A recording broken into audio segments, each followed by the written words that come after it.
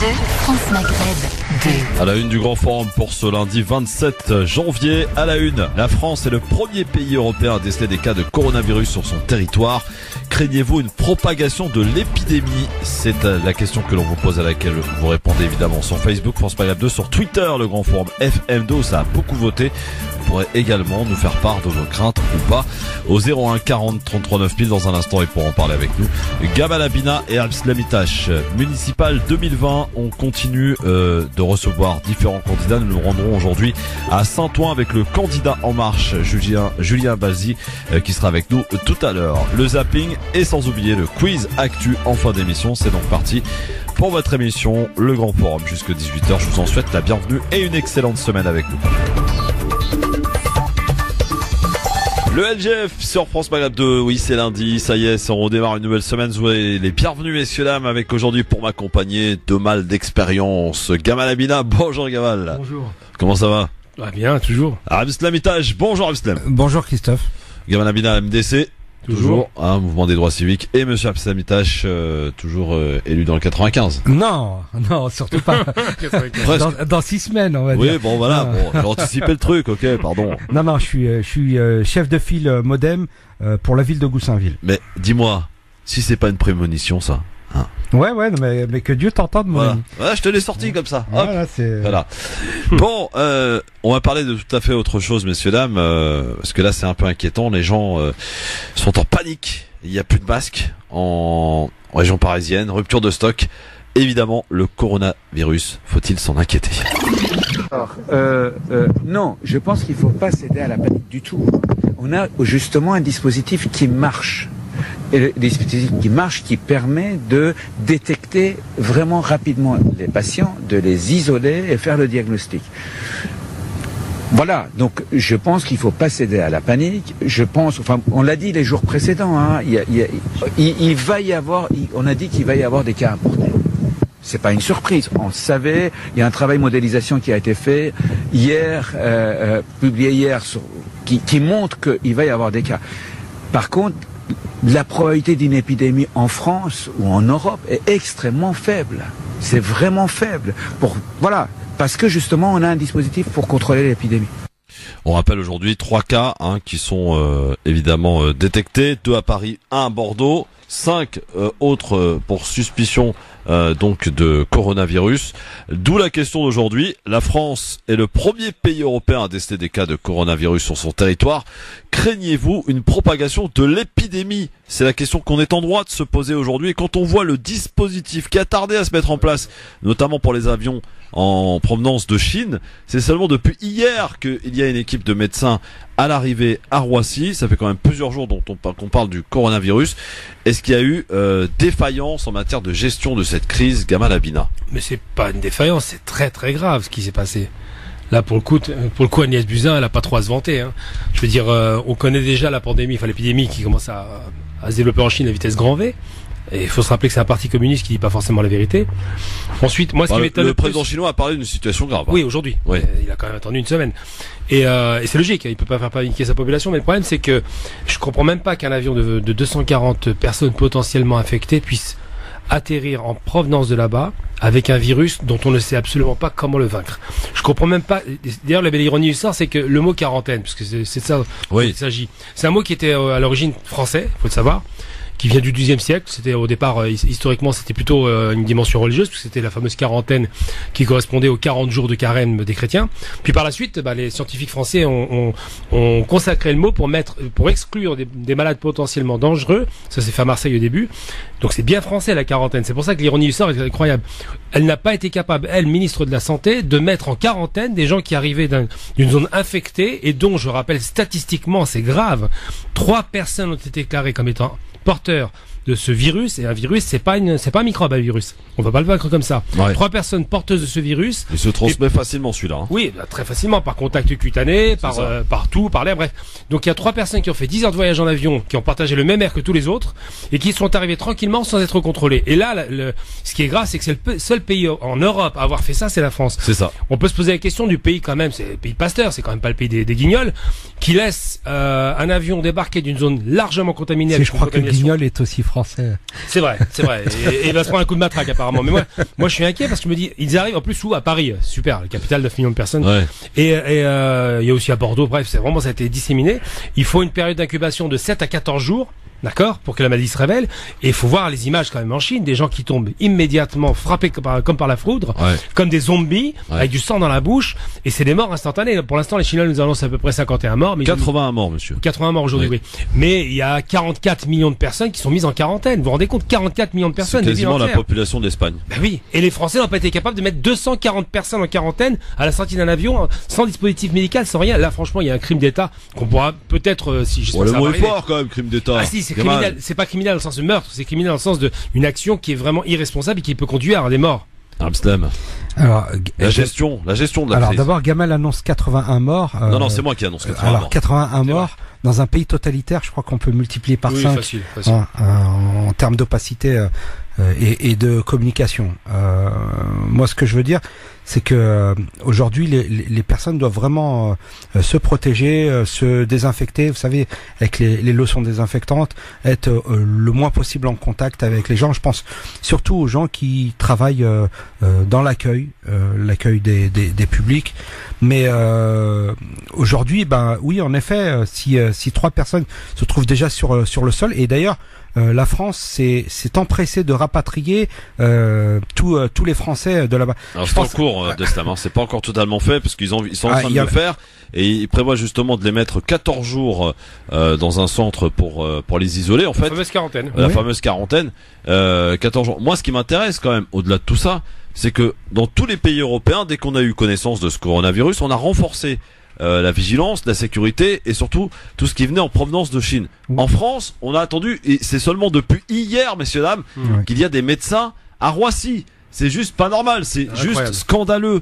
Et on a l'impression qu'à chaque fois que ce gouvernement essaye de faire quelque chose pour peut-être de faire oublier la réforme, ça se retourne toujours contre lui. Alors c'est pas le seul gouvernement qui a commis des erreurs. Non mais d'accord, on se rappelle de Roselyne Bachelot, les vaccins, avec les millions de doses de vaccins qui n'ont pas été utilisés pour la grippe A et en fait et qui ont été vendus à des pays à des prix modiques uniquement pour essayer de sauver le minimum. Oui, bien sûr. Enfin, à la limite, là Bachelot, c'est un calcul ridicule qui était raté avec une grippe qui n'arrivait pas. Au nom du principe de précaution. Mais le principe de précaution, oui, mais on peut des dire, centaines de millions. Pour relativiser, on peut dire que Bachelot a fait une faute politique, une erreur peut-être. Mais ça, à la limite, c'est pas grave. Il y a pas de mort d'homme. Là, aujourd'hui, on parle de mort d'homme. Oui, je veux dire par rapport à ce vaccin, il y a pas mort d'homme, on est d'accord. Alors que là, sur cette histoire-là, on parle vraiment d'une épidémie violente. Bien sûr. Et d'ailleurs, il faut préciser que elle est transmise de l'animal à l'homme et elle est transmissible de l'homme à l'homme. Absolument. C'est un mutagène qui justement moins d'un mètre, c'est-à-dire qu'on est en contact moins d'un mètre pendant plusieurs minutes. Un éternuement. Effectivement. Même si le monsieur ou la dame touche un objet et que vous touchez l'objet, vous l'attrapez, c'est extrêmement rapide comme transmission. Donc du coup, les gens sont en panique. Est-ce qu'il faut céder à la panique quand même? Bah non. Non, surtout pas. Mais faut être rationnel et penser à se désinfecter les mains et veiller à l'hygiène des enfants, qui ne ramassent pas de mouchoirs par terre, que les poignées de porte, toutes ces choses-là. Il faut se laver les mains. Les WC publics, les robinets, qu'on évite d'être en contact avec ces choses-là ou tout de suite qu'on se désinfecte. Est-ce qu'il faut craindre une étendue de l'épidémie? C'est la question que l'on vous pose. Alors vous dites oui à 79% sur Twitter, ça a beaucoup voté d'ailleurs. Le grand forum FM2 et sur Facebook ils sont un peu moins paniqués. J'ai envie de dire 65% pensent que oui, ça risque de s'étendre l'épidémie en France. Quoi qu'il en soit, je voulais quand même soulever une petite parenthèse aussi et rappeler aussi aux auditrices auditeurs qu'ils peuvent nous appeler pour nous dire s'ils sont inquiets vis-à-vis de ce coronavirus dont on parle évidemment beaucoup en ce moment. J'ai vu d'ailleurs quelques messages intéressants, enfin rigolos sur Facebook, en disant tiens il fallait qu'il y ait un coronavirus pour sauver Macron des réformes de la réforme des retraites. Voilà, il y a pas de trucs comme ça. On va dire que c'est lui qui l'a prévu. Voilà, c'est ça. Il y a même des images. Voilà, bon, j'en dirai pas plus. Moi, ce qui m'interpelle quand même, c'est que aujourd'hui la communauté chinoise soit pris pour cible avec des insultes à caractère raciste, aussi bien dans les transports que sur les réseaux sociaux. C'est juste scandaleux. À l'égard des Asiatiques. À l'égard des Asiatiques et des Chinois en particulier. Comme si c'était responsable, ça c'est ridicule. Ouais, c'est absolument ridicule et attention à ne pas tomber là-dedans parce que c'est n'importe quoi. Et voilà. Et la vache folle, c'était qui? Il fallait attaquer les vaches. Ouais, c'est trop stupide. Ou les Anglais. Ou les Anglais, ouais, pourquoi pas. Alors ce virus serait parti donc d'un marché dans cette fameuse ville de Evian, comme on dit, Yuan, ouais, c'est ça. Ouais. En fait, c'est une soupe aux chauves-souris. Ouais, Paraît que c'est bon, hein, mais bon. Bah on laissera moi là. Oui, là ça pour le coup, ça donne pas très envie. Voilà. Donc, est-ce que vous craignez, en tout cas, est-ce que cette épidémie se répande en France? On parle de la gestion de Agnès Buzyn qui a fait des conférences de presse sur conférences de presse pour rassurer tout le monde. Est-ce que les messages justement du gouvernement mais aussi de certains spécialistes qui vous disent ne vous inquiétez pas, effectivement ça se transmet vite mais si c'est pris à temps tout va bien, c'est pas mortel, est-ce que ça vous rassure, Abdeshabitage? Ça te rassure? Non, ça me rassure pas du tout, d'autant plus que moi je voulais apporter une précision, les coronavirus en fait ont été identifiés pour la première fois chez l'être humain dans les années 60. Donc c'est un virus qui est déjà connu, mais et pour le coup sur son aspect mutagène, et il mute et il mutera encore. Et donc le problème qui risque de se poser, c'est qu'il y ait pas un coronavirus, mais des coronavirus, et qu'il faille à chaque fois trouver des antidotes. Et pendant cela, on devra hélas compter le nombre de morts le temps qu'on trouve le bon remède. Mais oui, je suis inquiet. Ça prend du temps pour trouver un vaccin. Je n'ai absolument pas confiance aux autorités sanitaires. Parce que je pense que le fait qu'on ait laissé entrer des personnes malades et qu'on les ait laissé se déplacer en liberté, je crois qu'on a ouvert la boîte de Pandore. Ouais, Gamal, tu partages l'avis d'Abslem là-dessus? Oui. Sachant que l'OMS d'ailleurs ne s'est pas du tout inquiété ni alarmé de la situation. Mais elle peut pas s'inquiéter parce que ça va créer une véritable psychose. Mais la réalité, c'est que le problème du virus, c'est que c'est la maladie du siècle. On a vu déjà au siècle dernier le virus du sida, qui était quand même un virus. À chaque fois qu'on réussissait à trouver une méthode pour l'approcher, eh bien, il mutait. C'est la mutation des virus qui pose problème. C'est-à-dire que ces virus-là sont identifiés depuis longtemps, mais ils ont une capacité de mutation face aux produits qu'on leur administre, à savoir tout un tas de médicaments ou de vaccins, qui sont destinés à les endiguer, et à chaque fois ils mutent et se transforment en un virus beaucoup plus virulent. Là, il se trouve que ce coronavirus semble moins virulent que le précédent, mais il n'en demeure pas moins que malheureusement il faut compter 4 à 6 mois pour espérer avoir un vaccin. Et ce qui est inquiétant dans cette histoire, c'est que malheureusement... Minimum, C'est ça, mais là, le problème, c'est que ce virus-là, c'est pas le sida. Le sida, fallait quand même un contact beaucoup plus prolongé, on dira, parce que c'est un contact sexuel. Contact sanguin. Sanguin, sexuel ou par les échanges de flux. Alors que là, c'est voie aérienne. C'est vraiment le virus comme un peu, et là, on repense tout de suite à cette fameuse grippe espagnole qui n'a de nom que l'Espagne, pas du tout, parce que c'est une grippe asiatique, encore une fois, qui est arrivée en Europe à un moment de crise, puisque c'était la guerre, et qui a fait près de 10 millions de morts, quasiment la moitié de ce que la guerre a produit, parce que la plupart des métabolismes des gens étaient affectés, fragilisés. C'est-à-dire que cette grippe n'était pas si violente que ça s'il n'y avait pas eu un terrain favorable de gens qui étaient déjà malades ou faibles ou qui étaient mal nourris, comme en Allemagne. Et il se trouve que à chaque fois on se retrouve avec des grippes qui viennent souvent d'Asie pour des raisons X ou Y. Ça peut être la question de la nourriture, la chaîne alimentaire, la chaîne du froid. Enfin, il y a tout un tas de raisons qui font que c'est là-bas que les virus se développent le plus vite, avec des pays très pauvres, et qui finissent par migrer aujourd'hui, puisque la Chine est devenue l'atelier du monde. Donc, c'est-à-dire que tout part de Chine aujourd'hui. Ouais. Ils migrent non seulement par la population chinoise, qui sont quand même un pourcentage très important à l'étranger, mais surtout par les produits manufacturés chinois qui viennent de partout. Et la question qui se pose aujourd'hui, c'est est-ce que oui ou non, on peut être contaminé par des colis, par exemple. C'est les questions qui se posent. Donc là, on est vraiment sur un rapport double. Oui, absolument. Voilà. Ouais. Et le rapport, il est violent parce que ça veut dire que la Chine, qui est l'atelier du monde et qui donc, c'est un incontournable, veut rassurer en disant on va endiguer la maladie, mais il n'en demeure pas moins que si jamais cette maladie peut être transmise par des colis, par exemple, ce qui est possible, quand on dit qu'on touche une barre de métro, on peut être affecté, imaginez. Là, c'est l'économie mondiale qui est en danger. C'est pour ça que la psychose n'est pas amplifiée, alors qu'il y a déjà des cas au Canada et qu'il y a une recherche qui dit qu'il y a à peu près, 40 000 personnes qui seraient affectées dans le monde. Et moi j'abonde dans ton sens.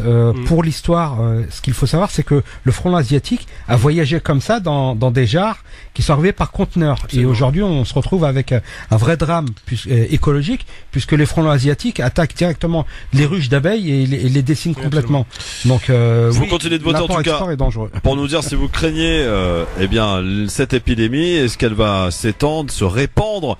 01 40 33 9000 et surtout sur Facebook France Maghreb 2, vous êtes 65% à penser que oui, 79% sur Twitter, le grand forum FM2 pour voter, vous n'hésitez pas bien sûr. Autre sujet de ce lundi, Ah messieurs, attention, on est en suspense, nous attendons le deal du siècle. Il va tomber et apparemment les Palestiniens sont d'ores et déjà vénères. Ils prévoient de se retirer des accords d'Oslo. Apparemment une belle escroquerie que va nous livrer Trump d'ici très peu de temps visiblement. Il y en a qu'un qui se satisfait de ce deal du siècle, je vous le donne en mille, s'appelle Bibi Netanyahou évidemment. Que faut-il en attendre de ce deal du siècle messieurs? Gamal, Qu'est-ce qu'il faut en attendre? Oui, qu'est-ce qu'il faut en attendre? Rien. Moi j'ai envie de rigoler parce que les deals du siècle américain, on les a vus sous Carter à l'époque avec le fameux accord de paix séparé entre l'Égypte et Israël pour récupérer le Sinaï. C'était ça un peu le deal. C'est de dire voilà, on vous propose la paix contre les territoires. C'est pas la première fois qu'on propose une arnaque comme celle-là. Et malheureusement, il se trouve qu'aujourd'hui, Netanyahou est dans une difficulté grave, qu'il est très proche de Trump. En dépit de ce qu'on peut reprocher à Trump pour certains propos déviants, on dira, sur la question des Juifs, mais il est très proche de Trump et il a besoin d'un sauvetage, une bouée de sauvetage, parce qu'il a des affaires qui lui courent après depuis longtemps, parce que sa majorité est faible et parce qu'il a besoin de faire un coup d'éclat. Or, un deal du siècle, ça se fait pas entre deux copains face à un adversaire qui n'est pas concerné, à savoir les Palestiniens. C'est-à-dire que si on veut une paix, on parlait à l'époque, et Arafat parlait de la paix des braves, il faut que les ennemis puissent se serrer la main et se parler. Là, aujourd'hui, l'Amérique, qui se prend encore pour le gendarme du monde, qui veut désengager ses soldats de la région, fait tout pour créer, dans des conditions parfaitement fantaisistes, un accord de paix qui serait acheter les Palestiniens pour qu'ils cèdent leurs terres. Or, le problème, c'est que même Yasser Arafat, quand il a essayé de signer ces accords à l'époque de Camp David. Non, après de Camp David, c'est l'époque non, j'ai plus son nom. Le saxophoniste, comment il s'appelle, l'ancien président?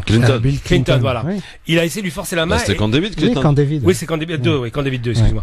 Et Bill Clinton il a essayé de lui forcer la main, il lui c'est un bon deal et tout, il dit mais je ne peux pas lâcher Jérusalem, parce que la pomme de discorde, c'est pas les quelques territoires qui restent aux Palestiniens, c'est la symbolique de Jérusalem. Il dit si je lâche Jérusalem demain, je rentre au main balle. C'est logique, parce que ça fait 70 ans qu'il lutte pour récupérer au minimum un des lieux saints de l'islam, qui n'est pas des moindres, hein, c'est quand même un des plus importants. Et aujourd'hui, Trump, avec sa méthode de rentre dedans habituelle dont on connaît les méthodes, pense qu'il va passer en force, mais ça ne marchera pas malheureusement. Oui, alors Abdeslam, les Palestiniens évidemment voient rouge et on peut les comprendre évidemment. Mais bien sûr.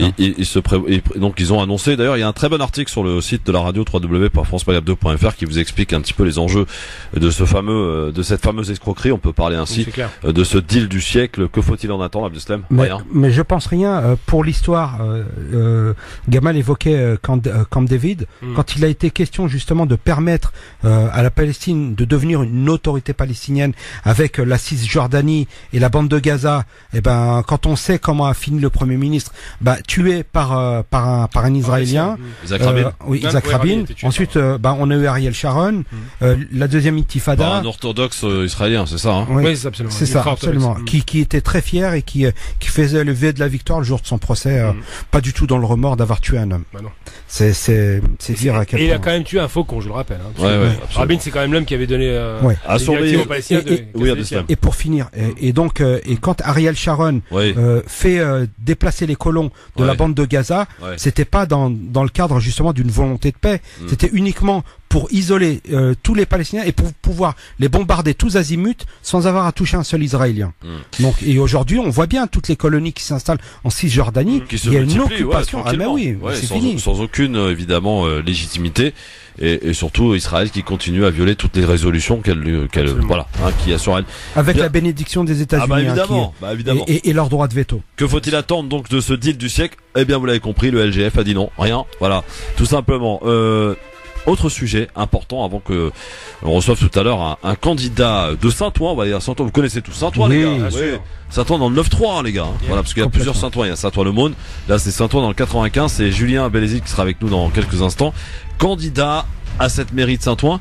Ça va être dur, hein. C'est les cocos qui sont au pouvoir depuis. Non, c'est la droite. Ah, c'est la droite. Ah oui, pardon, oui, la droite qui avait pris, et c'était d'ailleurs historique. Parce que les cocos ont quand même gouverné. C'était les socialistes en fait. Les socialistes. Bon, de toute façon, c'est la même truc. Voilà. C'est le même truc. Bon, quoi qu'il en soit, je confonds avec les vides. C'est vrai que le 93 a été souvent. La ceinture rouge. Voilà, c'est ça. La fameuse. Du coup, mais il y aura plein de choses à dire donc avec le candidat En Marche. Il est en marche, hein, Julien. En marche avant, en marche avant. On va voir si c'est avant ou arrière, d'ailleurs. On verra avec lui dans un instant. Moi, un autre sujet aussi sur lequel j'aimerais avoir votre avis, messieurs.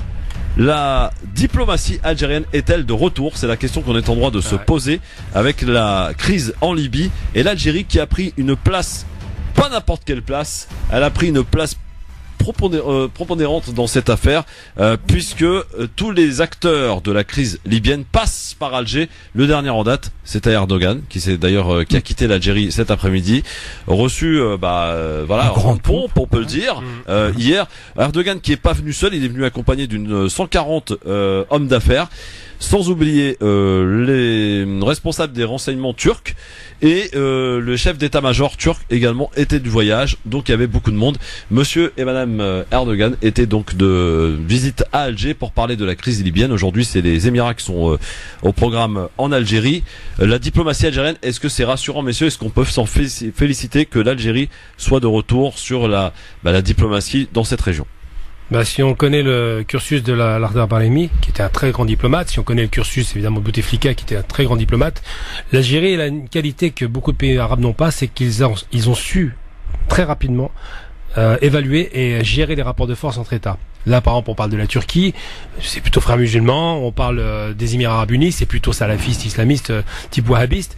Donc, on est sur deux antagonismes et les Algériens sont capables d'écouter les uns et les autres. Après, il faut jamais perdre de vue que en dessous de tout ce rapport-là, l'Algérie a tout intérêt à ce que la Libye soit pacifiée, parce qu'évidemment c'est un problème à sa frontière, entre le Mali au sud, la Libye à l'est, c'est beaucoup de dangers qui peuvent être déportés sur le territoire, et surtout ces pays ont intérêt à bien se comporter avec l'Algérie, parce qu'ils ont énormément d'intérêt à l'intérieur de l'Algérie, il y a beaucoup d'investissements qui ont été faits, que ce soit les Émirats ou que ce soit la Turquie, et ils ont intérêt à rassurer les Algériens sur ce qui va se passer en Libye. Alors aujourd'hui, on sait que Erdogan était en Libye, dans l'Algérie, pour négocier à la fois des accords commerciaux, mais surtout la question libyenne de son intervention. Et après, le lendemain, qui débarquent les Émirats Arabes Unis, qui sont, eux, le versant opposé. Donc on est vraiment sur deux ennemis. Déclaration d'Erdogan, intéressante. Il a dit la solution en Libye n'est pas militaire, elle est politique. Oui, ça, mais tout le monde le dit. Sauf que le problème, c'est du papier, c'est des blabla. Dans les faits, ils donnent des armes, ils soutiennent des factions et des milices rivales. Alors il se trouve que l'ironie du sort veut que Erdogan est du côté de ceux qui ont une légitimité politique. Pourquoi? Parce qu'il y a une élection qui, plus ou moins valable, on dira, a reconnu le gouvernement de Tripoli, d'accord? Et on a un dictateur en herbe qui s'appelle, pour lequel j'ai aucune sympathie, qui est donc le général Haftar, un agent de la CIA, qui a été formé pendant 30 ans aux États-Unis, hein, c'est pas rien, qui est américain aussi, faut pas l'oublier. Ce monsieur veut faire un coup de force avec le soutien de l'Égypte, des Émirats Arabes Unis et de l'Arabie.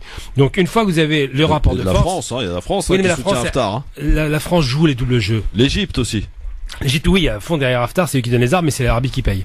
Donc tout ça, c'est les rapports entre la question qui se pose, c'est quoi? Qui va l'emporter? Est-ce que c'est les frères musulmans qui vont l'emporter, ou est-ce que c'est les wahhabistes saoudiens? C'est ça la question. Et l'Algérie, qui n'est pas partie prenante des deux côtés, accepte de jouer les bons offices. Mais maintenant, on ne sait pas ce que ça va donner, évidemment. Le médiateur, en fait. C'est ça, absolument. Par contre, il y a des laissés pour compte dans cette affaire. C'est le Maroc. Qui quand même avait pris une place importante en matière de diplomatie dans la région, de leadership, j'ai envie de dire, dans la région, et qui pour le coup se retrouve complètement isolé. Abdestem. Alors, sur ta question, lorsque tu demandais si l'Algérie avait retrouvé sa place diplomatique, moi je pense qu'elle ne l'a jamais perdue. Elle a toujours gardé son image de par son histoire, puisque l'Algérie est un pays. C'est un peu plus facile aujourd'hui avec des vrais acteurs, j'ai envie de dire. Qui s'est libéré par les armes et pour l'histoire, sur l'aspect diplomatique, n'oublions pas la prise d'otage dans un avion. Alors, je me souviens plus exactement, oui. Et ce sont les diplomates algériens qui permettent de dénouer la situation sans mort et sans drame. Ça, donc, ou même l'Iran-Irak, quand Saddam Hussein signe avec le Shah d'Iran, à Alger, en 75, il y a beaucoup d'accords. La guerre Iran-Irak, justement, qui prend fin, et l'Algérie a toujours eu une place prépondérante dans tous ces pays du tiers-monde, pays non alignés, comme on adore les appeler. Et elle retrouve un leadership dans la région. Non, elle l'a jamais perdu. Elle a toujours gardé son image de leader politique et diplomatique. Enfin, moi, je dirais qu'elle était en sommeil. Non, elle a été en difficulté. Parce qu'elle était tournée vers elle-même sur les années noires que l'on connaît tous, et qu'à ce moment-là, elle était bien obligée de gérer les problèmes de l'intérieur et plus de l'extérieur. Et quel paradoxe! Il manquerait plus qu'on s'occupe des problèmes extérieurs, qu'on s'occupe des problèmes intérieurs. C'est cohérent. C'est pour ça qu'ils étaient en sommeil à ce moment-là. Mais les diplomates algériens sont très très forts. Ils sont très très très bien formés. Ouais, en tout cas, c'est vrai que l'Algérie qui joue un rôle et qui est un acteur dans cette crise libyenne et qui, comme l'a souligné Gamal, est capable d'écouter effectivement les deux avis, les deux adversaires en Libye, que ce soit du côté Haftar, que ce soit du côté Sarraj. Donc avec cette visite et ça, on le voit très bien. Je veux dire, Erdogan hier, il est resté jusqu'à aujourd'hui. Erdogan qui s'est envolé d'ailleurs pour la petite info du côté de la Gambie et le Sénégal. Et d'ailleurs, pour la petite info, il devait aller au Maroc au départ. Et quand les Marocains ont appris qu'il passait par l'Algérie, à la réponse à l'invitation de Tebboune, les Marocains ont annulé la visite de Erdogan. Autre aussi élément à savoir, voilà, c'est juste des faits. Emmanuel Macron, qui devait se rendre au Maroc au mois de février, a reporté son voyage. Voilà. Je ne sais pas quel signe il faut... Non, Macron, c'est beaucoup plus fort que ça. C'est pas seulement la question libyenne, parce qu'il faut être très clair. Le Maroc, en Libye, il n'a aucune influence. Depuis que Hassan II a mis un coup de couteau à Kadhafi. Il y avait quand même un accord de Sreirat, là. Oui, mais c'est du baratin, ça, ils n'ont pas d'influence. Ils sont pas frontaliers, de toute façon, et puis ils pèsent pour rien, le Maroc. Le Maroc, il cherche à décoller économiquement, et ils ont raison d'ailleurs. Mais sur le rapport avec la Libye, ça a toujours été un rapport délétère. Parce que Kadhafi avait fait une union avec la Libye et le Maroc. Hassan II lui a planté un couteau dans le dos immédiatement. Donc ça, les Libyens l'ont pas oublié, ils ne vont pas écouter les Marocains. En revanche, si pour la petite histoire, si Macron se précipite au Maroc, c'est pas pour les questions libyennes, je crois pas trop à ça. Je pense qu'il s'était précipité parce qu'il a reporté le voyage qui était prévu en février. Mais c'est des raisons économiques. Il faut savoir que Rabat avait signé un accord avec la France pour faire son fameux TGV qui relie donc Casa à Tanger. Ouais. J'ai eu l'occasion de le voir. Et l'extension du TGV aurait dû être prise par les Français, par Alstom et tous les groupes. Et finalement, les Marocains, en ayant reçu il y a 2 ans Xi Jinping, le responsable de la Chine, c'est la Chine qui semble avoir remporté le marché pour 4 fois moins cher. Donc là, les Français l'ont eu mauvaise parce qu'ils pensaient qu'ils avaient le marché éternellement, et les Chinois et les Marocains commencent à se tourner vers d'autres partenaires. Donc si c'est une des raisons pour lesquelles, c'est un gros morceau quand même, Macron a voulu se déplacer au Maroc. Ce drame de la France qui pense que l'Afrique lui appartient éternellement. C'est malheureusement. Ouais. On a toujours cet esprit un peu colonialiste. Néocolonialiste, néocolonialiste, parce que c'est un nouveau colonialisme, mais effectivement, il existe toujours parce qu'il y a un rapport France-Afrique qui est très présent, moins présent en Afrique du Nord, mais il existe. Vous allez au Maroc, par exemple, pour vous donner une idée, quasiment toutes les sociétés qui sont là-bas sont françaises. C'est impressionnant. Ouais. Ils sont un peu chez eux, quoi. Malheureusement. Ouais. 01 40 33 9000. Dans un instant, on va parler des municipales. Notre invité qui n'est pas encore arrivé, j'espère qu'il sera à l'heure. Julien Bélézy, donc dans un instant, candidat En Marche du côté de Saint-Ouen sur France Maghreb 2. Et puis évidemment l'éternel, l'incontournable zapping. Avec du bon, Tiens, j'ai un petit truc pour toi, Gamal. J'ai du Zemmour. Voilà. Je sais que ça te ferait plaisir. Mon pote. Pour commencer un lundi. En plus, pas avec n'importe quelle déclaration, à propos des enfants migrants. En fait, lui, il s'en fout. Voilà. C'est pas son problème. C'est du Zemmour, quoi, en fait. Rien de dramatique. Enfin, si, c'est choquant, mais évidemment, pour lui, à son stade, c'est pas dramatique. Donc, tout à l'heure, dans le zapping, à ne pas louper, Abslamitash et Gamal Abila sur la messieurs dames, sur France Maghreb 2, dans votre émission quotidienne, Le Grand Forum. Merci d'être avec nous et en direct sur votre radio France Maghreb 2, le LGF, le Grand Forum. En ce lundi, soyez les bienvenus avec Gamal Abina et Abslamitash qui sont avec nous aujourd'hui. Jusque 18h, on recevra Julien Bélézy dans quelques instants, candidat à Saint-Ouen, qui viendra se présenter à vous, auditrices, auditeurs. Tiens, première petite colle, est-ce que vous savez comment on appelle les habitants de Saint-Ouen? Les Odoniens. Les Odoniens. Je savais pas, moi. Gamal? Non, moi je connaissais les Dionysiens là, pour Saint-Denis, mais... Ah oui. C'est pas les Saint-Ouanistes. Non, les Saint-Ouanistes. C'est pas mal. Bon, je vous rappelle la question du jour. La France, qui est le premier pays européen à déceler des cas de coronavirus sur son territoire, craignez-vous une propagation de l'épidémie? C'est la question que l'on vous pose, à laquelle vous répondez bien sûr, pour nous donner votre avis, sur Facebook France Maghreb 2, sur Twitter le Grand Forum FM2, pour nous appeler. Vous, peut-être avez-vous cédé à la psychose? 01 40 33 9000, ou alors vous avez complètement pris du recul en disant c'est bon, il faut qu'on arrête, on en fait trop comme d'habitude. 01 40 33 9000, voici le zapping de ce qu'il fallait pas louper, ou peut-être d'ailleurs louper, à la télé ou à la radio.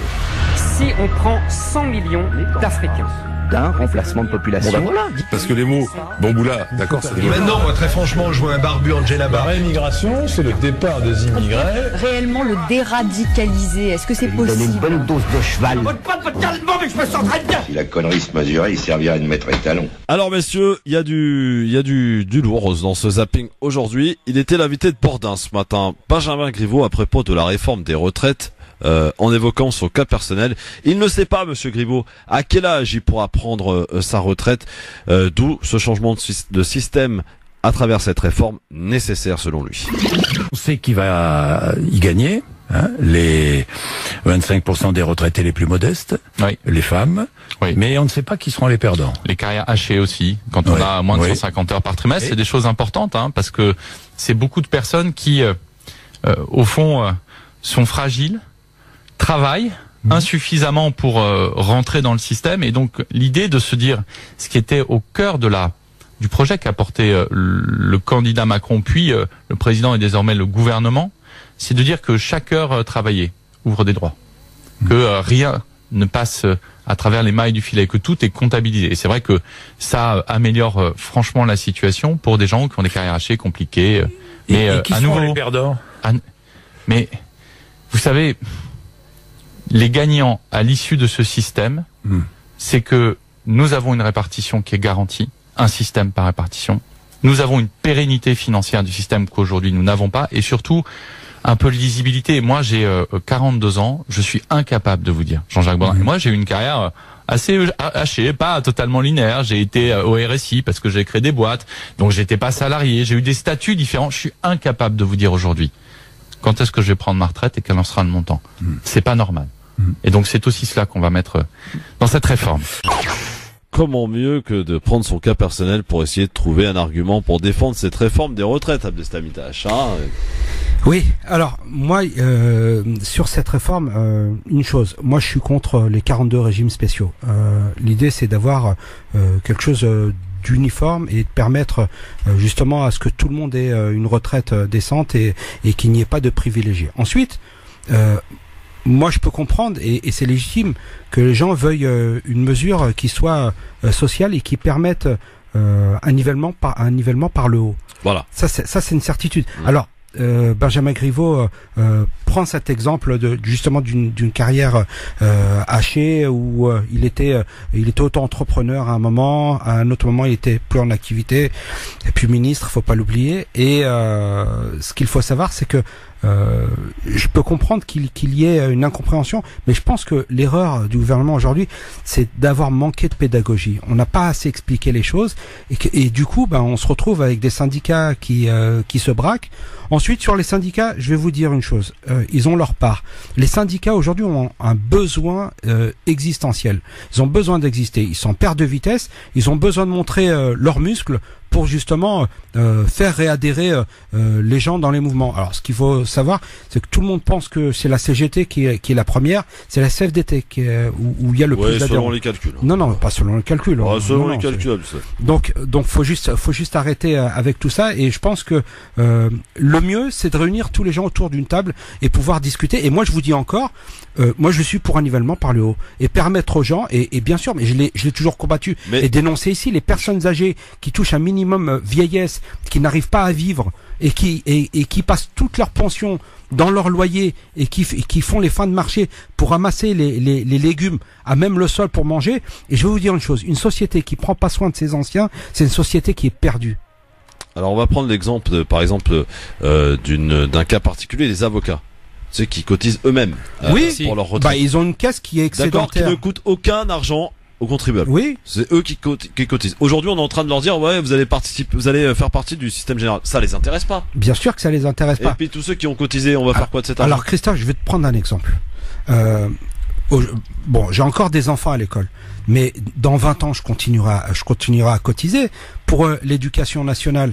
D'accord? Sur mes impôts, je continuerai à payer ma part. Je pense que ça fait partie de la solidarité nationale. Et qu'à un moment, il faut pas qu'on se dise, moi, je veux les 100% de ce que je donne en impôts. Je suis désolé. La solidarité nationale, c'est aussi ça. La solidarité avec les députés, les sénateurs, ils ont qu'à s'y mettre aussi. Mais c'est un peu facile de justement. Non, c'est pas facile, c'est la vérité. Tu t'adresses. Eux, ils ont des privilèges à en plus finir.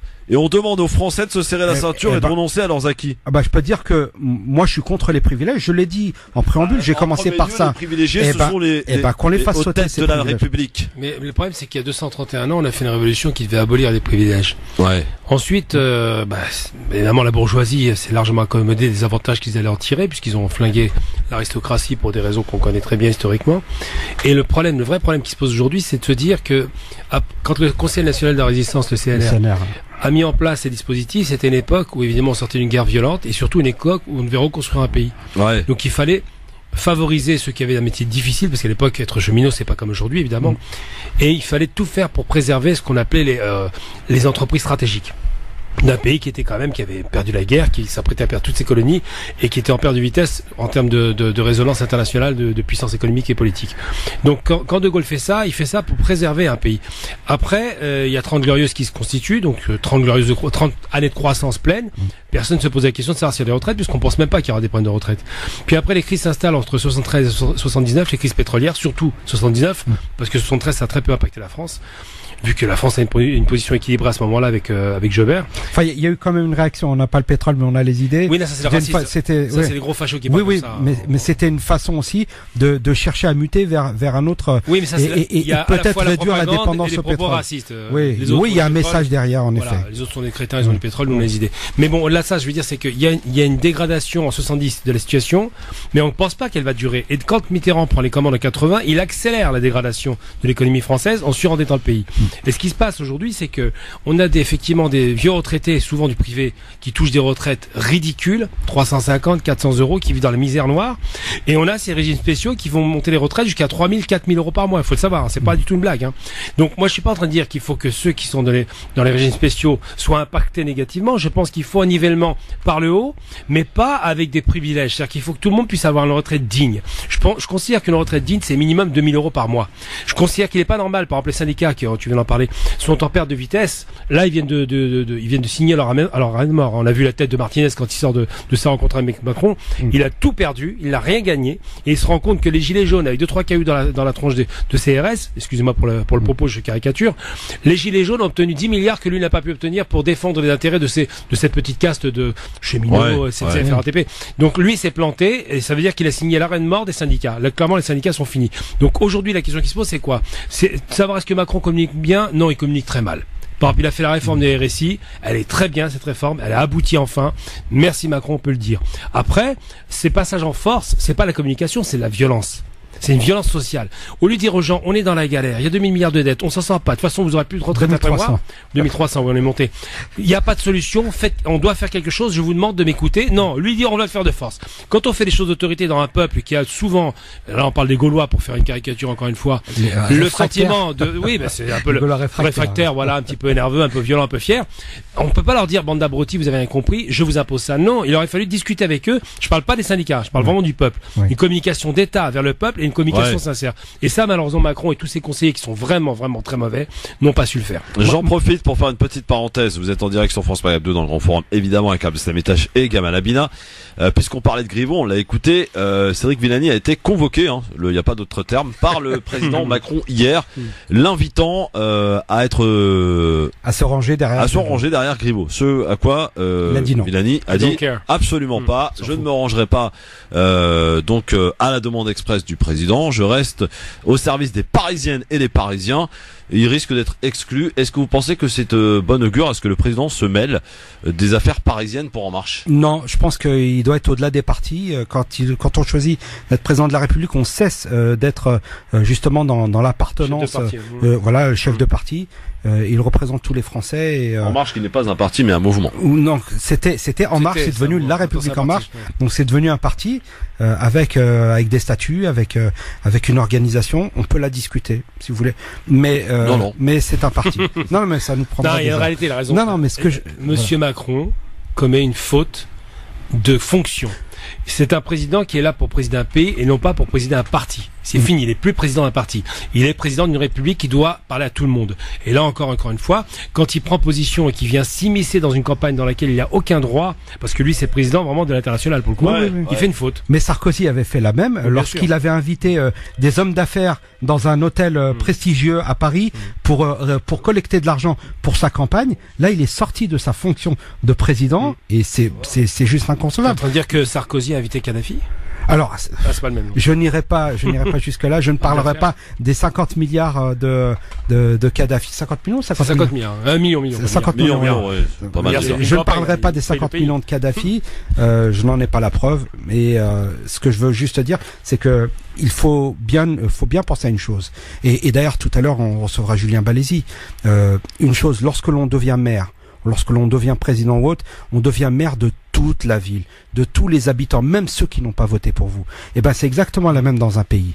On ne devient pas le président des électeurs de la République en marche. On devient le président de tous les Français. Et même ceux qui ne sont pas. Donc faute politique pour vous, hein, Macron. Ouais, moi je pense qu'il n'aurait pas dû. Et Villani, qu'est-ce qu'il va faire lui? Bon, il fera le vilain. Villani. Non mais voilà. Mais en marche, on peut le dire tranquillement. A perdu Paris. Voilà. Ils ont pas gagné. De toute façon, faut être clair. En marche, n'aurait jamais gagné. Non, ils n'auraient jamais gagné Paris. Non, mais ils gagneront pas Paris, Abdeslam. Quand tu regardes le sondage, Anne Hidalgo est largement tête et il y en a une qui a profité de cette division. Elle s'appelle Rachida Dati. On peut parler des sondages. Oui, bah oui, vas-y. Edouard Balladur était en tête dans les sondages. Lionel Jospin était en tête dans les sondages. D'accord. François Fillon était en tête dans les sondages. Ils sont où tous ces gens-là? Fillon était sabré. Non, mais il a été sabré, mais s'il avait pas été sabré, il allait loin. Donc la preuve. Alors et il y a une chose que les Français détestent, c'est que les sondages décident pour eux. Ouais. Peut-être. Oui, mais dans les faits, à Paris, il y a une réalité. Paris, voilà. Quand Chirac se présente, on sait qu'il va gagner avec les sondages. Oui, il fait le grand chelem. Voilà, et elle fera de même parce que son mandat, et comme d'ailleurs ce prédécesseur, son mandat est excellent. Faut être honnête. Oui, c'est pareil. Moi, j'aime pas le personnage. Rachida Dati qui est deuxième, tu peux pas présumer. Si, elle a aucune chance. Mais t'en sais rien. C'est une certitude. Gamal. Non, le bobo parisien, elle laissera pas passer. Tu peux pas décider. Il laissera jamais passer. Non, j'y crois pas. Le bobo parisien laissera jamais passer une Dati. Donc on n'est pas en en fait, le problème, c'est le prénom, en fait. Si j'ai bien compris. Oui, un peu de ça, il y a un petit peu de ça. Un petit peu de ça? Voilà. On va du côté de Metz. C'est quoi le prénom déjà? Riyad, c'est ça? Allô? Non, c'est Yahya. Yahya, pardon. Bonjour Yahya. Comment il va Yahya? Salam alaikum, alhamdoulilah, grâce à Dieu. Bon, alors comment ça se passe à Metz là? Bah il pleut, temps gris. Hein. Bah oui, non. J'étais sûr qu'il pleuvait. Non, mais on est habitué dans la Lorraine de toute façon. C'est soit il pleut et il fait gris, soit il fait froid. Soit il fait gris et il pleut. Voilà, c'est ça. L'été, il commence le 1er juillet, il finit le 15 juillet. Ça donne pas envie, dites donc. Hein. Bon, Yahya, qu'est-ce qui se passe? Tu voulais intervenir sur quoi, Yahya? Ouais, moi je voulais intervenir sur les retraites parce que j'en entends parler beaucoup. Je regarde la télé, tu vois, je m'informe et tout, mais en fin de compte, il n'y a rien de clair dans leur histoire là. Quand quand tu vois que là j'entendais la première dame de France qui s'augmente de 440 000 euros par an à 550 000 euros par an, ça fait une augmentation de 20%. Et quand je vois que moi je travaille au SMIC et qu'ils font une augmentation c'est de l'intox. Après une 15 euros, elle ne perçoit aucun salaire. Mais non, c'est pas vrai. C'est des bêtises, Yahya. Oui, mais bon. Non, c'est des bêtises. Quand on augmente le SMIC, on n'augmente pas le SMIC de 15 euros. Non, mais faut pas dire l'histoire de cette première dame de France. Touche pas de salaire. Elle a un staff autour d'elle qui coûte de l'argent. Il y a un coût, mais c'est pas un salaire. coût. Mais elle ne perçoit pas de salaire.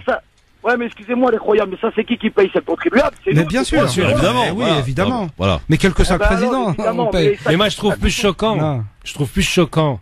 Quand Sarkozy était aux commandes, parce qu'on l'a oublié celui-là, qu'il se soit augmenté de 140%. Non mais il faut se rappeler, 140% d'augmentation. Et l'Assemblée nationale a accepté l'augmentation parce qu'elle était augmentée aussi. Bah oui, voilà. Celui-là, de toute façon, j'ai un souvenir en tête qui me revient. C'est quoi?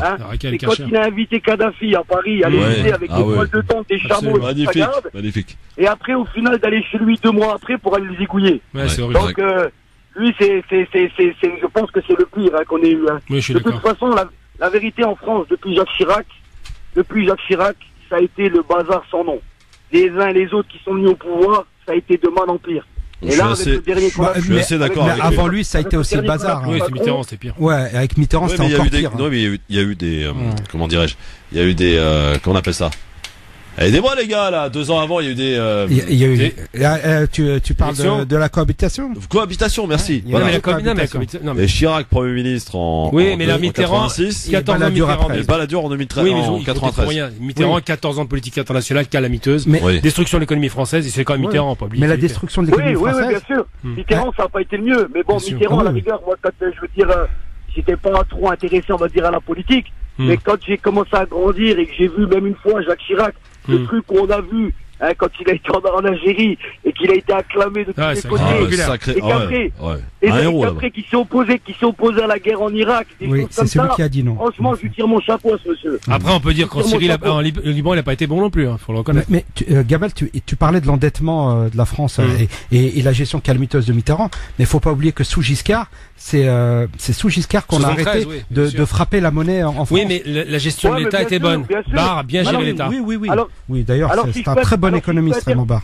Si je peux intervenir sur un homme carré dans un corps rond, c'est ce qu'il disait. Là aussi. Oui, Yahya, vas-y.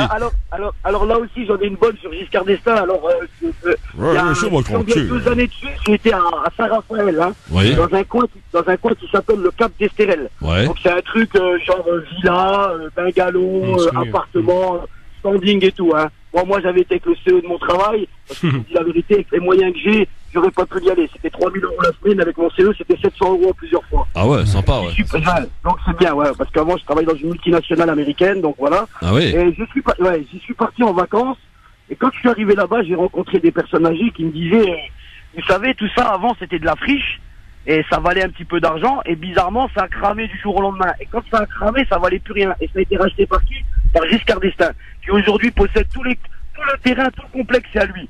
Donc vous voyez, je veux dire, même, ils ont tous des casseroles. C'est même plus des casseroles, c'est des cuisines entières. Vous faites quoi comme travail, Yahya, dans la vie, vous faites quoi? Moi, là, aujourd'hui, je suis préparateur de commandes. Préparateur de commandes. Bah, écoutez, la pénibilité, on peut en parler aussi, c'est pas mal. Merci beaucoup, en tout cas, Yahya. Alors, moi, je t'explique, Christophe, je travaille dans un congélateur à moins 20 degrés. D'accord? Donc, je marche toute la journée avec un gerbeur. D'accord? On appelle un tire-pale, vulgairement. Un gerbeur, c'est quoi? C'est pour vomir? C'est un tire-pale électrique, en fait. Tous les restaurateurs, tous ceux qui ont des cantines, des lycées, des écoles et tout ça.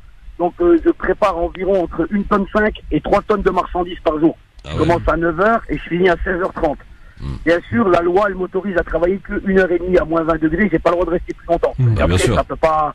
Voilà. Mais voilà, quand j'entends parler de la pénibilité, quand ce matin, parce que tous les matins j'écoute RMC, et quand je pars et que j'entends celui-là qui se présente, celui-là, je sais plus son nom, qui se présente à la mairie de Paris, Griveaux, il dit moi j'avais une RCI, une je sais pas quoi, et à moi-même à ma retraite. Faut arrêter, il voudrait qu'on pleure encore là.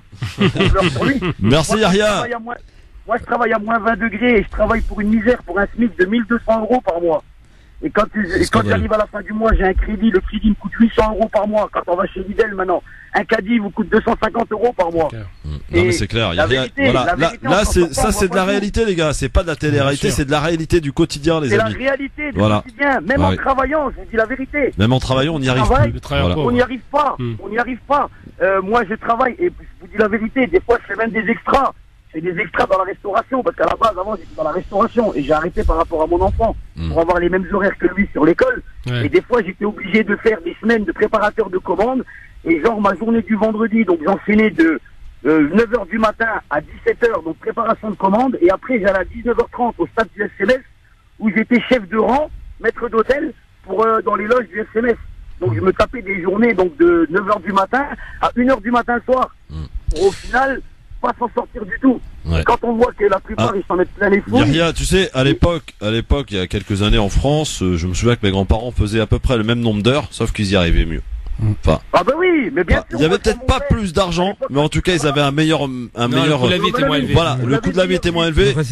Et surtout, voilà, il y avait aussi un meilleur confort dans le sens, voilà, les gens étaient quand même beaucoup plus tranquille. Mais il y avait plus de pénibilité au travail. Bien évidemment. Attends, c'était des trucs de ouf. Mais là, je vous dis la vérité, les gros. On n'y arrive pas. Même qu'on tire à droite, à gauche, on court, on économise à droite, à gauche. L'essence, ils n'arrêtent pas de l'augmenter, l'essence. Le baril de pétrole, il n'a jamais été au plus bas. À la pompe, il n'a jamais été au plus haut. Moi, j'habite juste à côté du Luxembourg. J'habite à 50 km du Luxembourg. Comment que ça se fait qu'au Luxembourg, le gasoil, il arrive à être à 1,10 €? Et chez nous, il y a 1,40 moi, €. C'est la TIPP. Moi, je vais très Taxe intérieure sur les produits pétroliers. Voilà. C'est une taxe qui coûte Ça, 80% de l'essence. Ça, plus Ouais, la mais la TVA taxe, qui est d'accord, avec ajoutée la sur la TIPP, Non, enfin c'est la un scandale, TICPE. c'est un Et scandale. en fait, Non, mais il y a rien. ça, y a En pas- fait, je vais te dire, Oui. quand tu mets 100 € de gasoil dans ta voiture, il y a 80 € de taxe. Voilà. Ouais. Pour très Ça, simple. 80 €. T'imagines, s'il te plaît? La taxe, moi, je vois que je suis d'origine algérienne. Tu sais, moi, je vais souvent au bled, je vais souvent en Algérie. Bah, là-bas, c'est 8 centimes. Moi, c'est 11 centimes. Ouais. Ah, ils sont augmentés. Ouais, moi, je suis d'origine de Boufarik, hein, donc moi, j'y vais souvent. Et quand je dis à mes collègues de travail que quand je vais en Algérie, la Tu bouteille fais le d'eau, plat à 5 €. La bouteille d'eau coûte plus cher 60 que. Ouais. d'euros, et que le litre d'essence coûte 20 centimes d'euros, et mes collègues au travail, ils me disent, mais comment c'est possible? Ben, je dis, ouais, ben, nous, si tu veux, l'essence, elle est chez nous, mais de l'Algérie, ou même que je sais pas s'ils prennent le pétrole en Algérie ou qu'ils le prennent, tu peux pas passer de 20 centimes à 25 centimes d'euros le litre, à toi, nous le vendre à 1,40 à la pompe. Non, mais l'essence, c'est important en Algérie, il faut le savoir. Merci beaucoup en tout cas Yahya. Bon, à bientôt Y a pas de Yahya. souci. Salut mon pote, Bon à courage. bientôt. On va du côté de Rennes les amis avec Hicham. Salut Hicham. Ouais, salam alaikum à toute l'équipe. Salam Christophe. Salut Hicham, bienvenue à toi dans le grand forum. Qu'est-ce qui se passe Hicham? Ah bah, je voulais juste réagir par rapport à ce que disait l'auditeur de tout à l'heure. Ouais. Ah bah, franchement, il a résumé parfaitement la situation de notre situation d'aujourd'hui. Tu fais quoi dans la vie Hicham? Je suis routier. Routier, ah ça c'est un boulot aussi très pénible. Tu pars à la semaine ou à la journée? Malheureusement, je fais on va dire du régional, régional départemental. Ouais. Mais honnêtement, vu que en plus on est en location et tout, et des fois, aujourd'hui on peut plus trop mettre d'argent de côté, comme disait l'auditeur tout à l'heure. Du coup, on va être condamné à rester en location toute notre vie, puis avec une retraite de misère. À mon avis, vu comment c'est parti, avant les anciens ils pouvaient mettre de l'argent de côté pour pouvoir faire des projets dans l'immobilier, etc. Mais aujourd'hui, on peut plus rien mettre de côté. On est des esclaves. Tout ce qu'on a, on leur file dans les taxes, les charges, l'assurance de véhicules. Les gamins pour l'école, bah les gamins, voilà, il faut leur, vu qu'on les a mis au monde, il faut être à la hauteur pour pouvoir leur financer leurs études, entre guillemets. Ouais. Mais là, franchement, vu comment c'est parti déjà en plein loyer, là, les gamins pour pouvoir leur véhiculer une éducation, puis avoir aujourd'hui, faut pas se leurrer, il faut avoir des diplômes pour s'en sortir. Et encore. Et encore, comme dit Gamal, il s'appelle Gamal, exactement.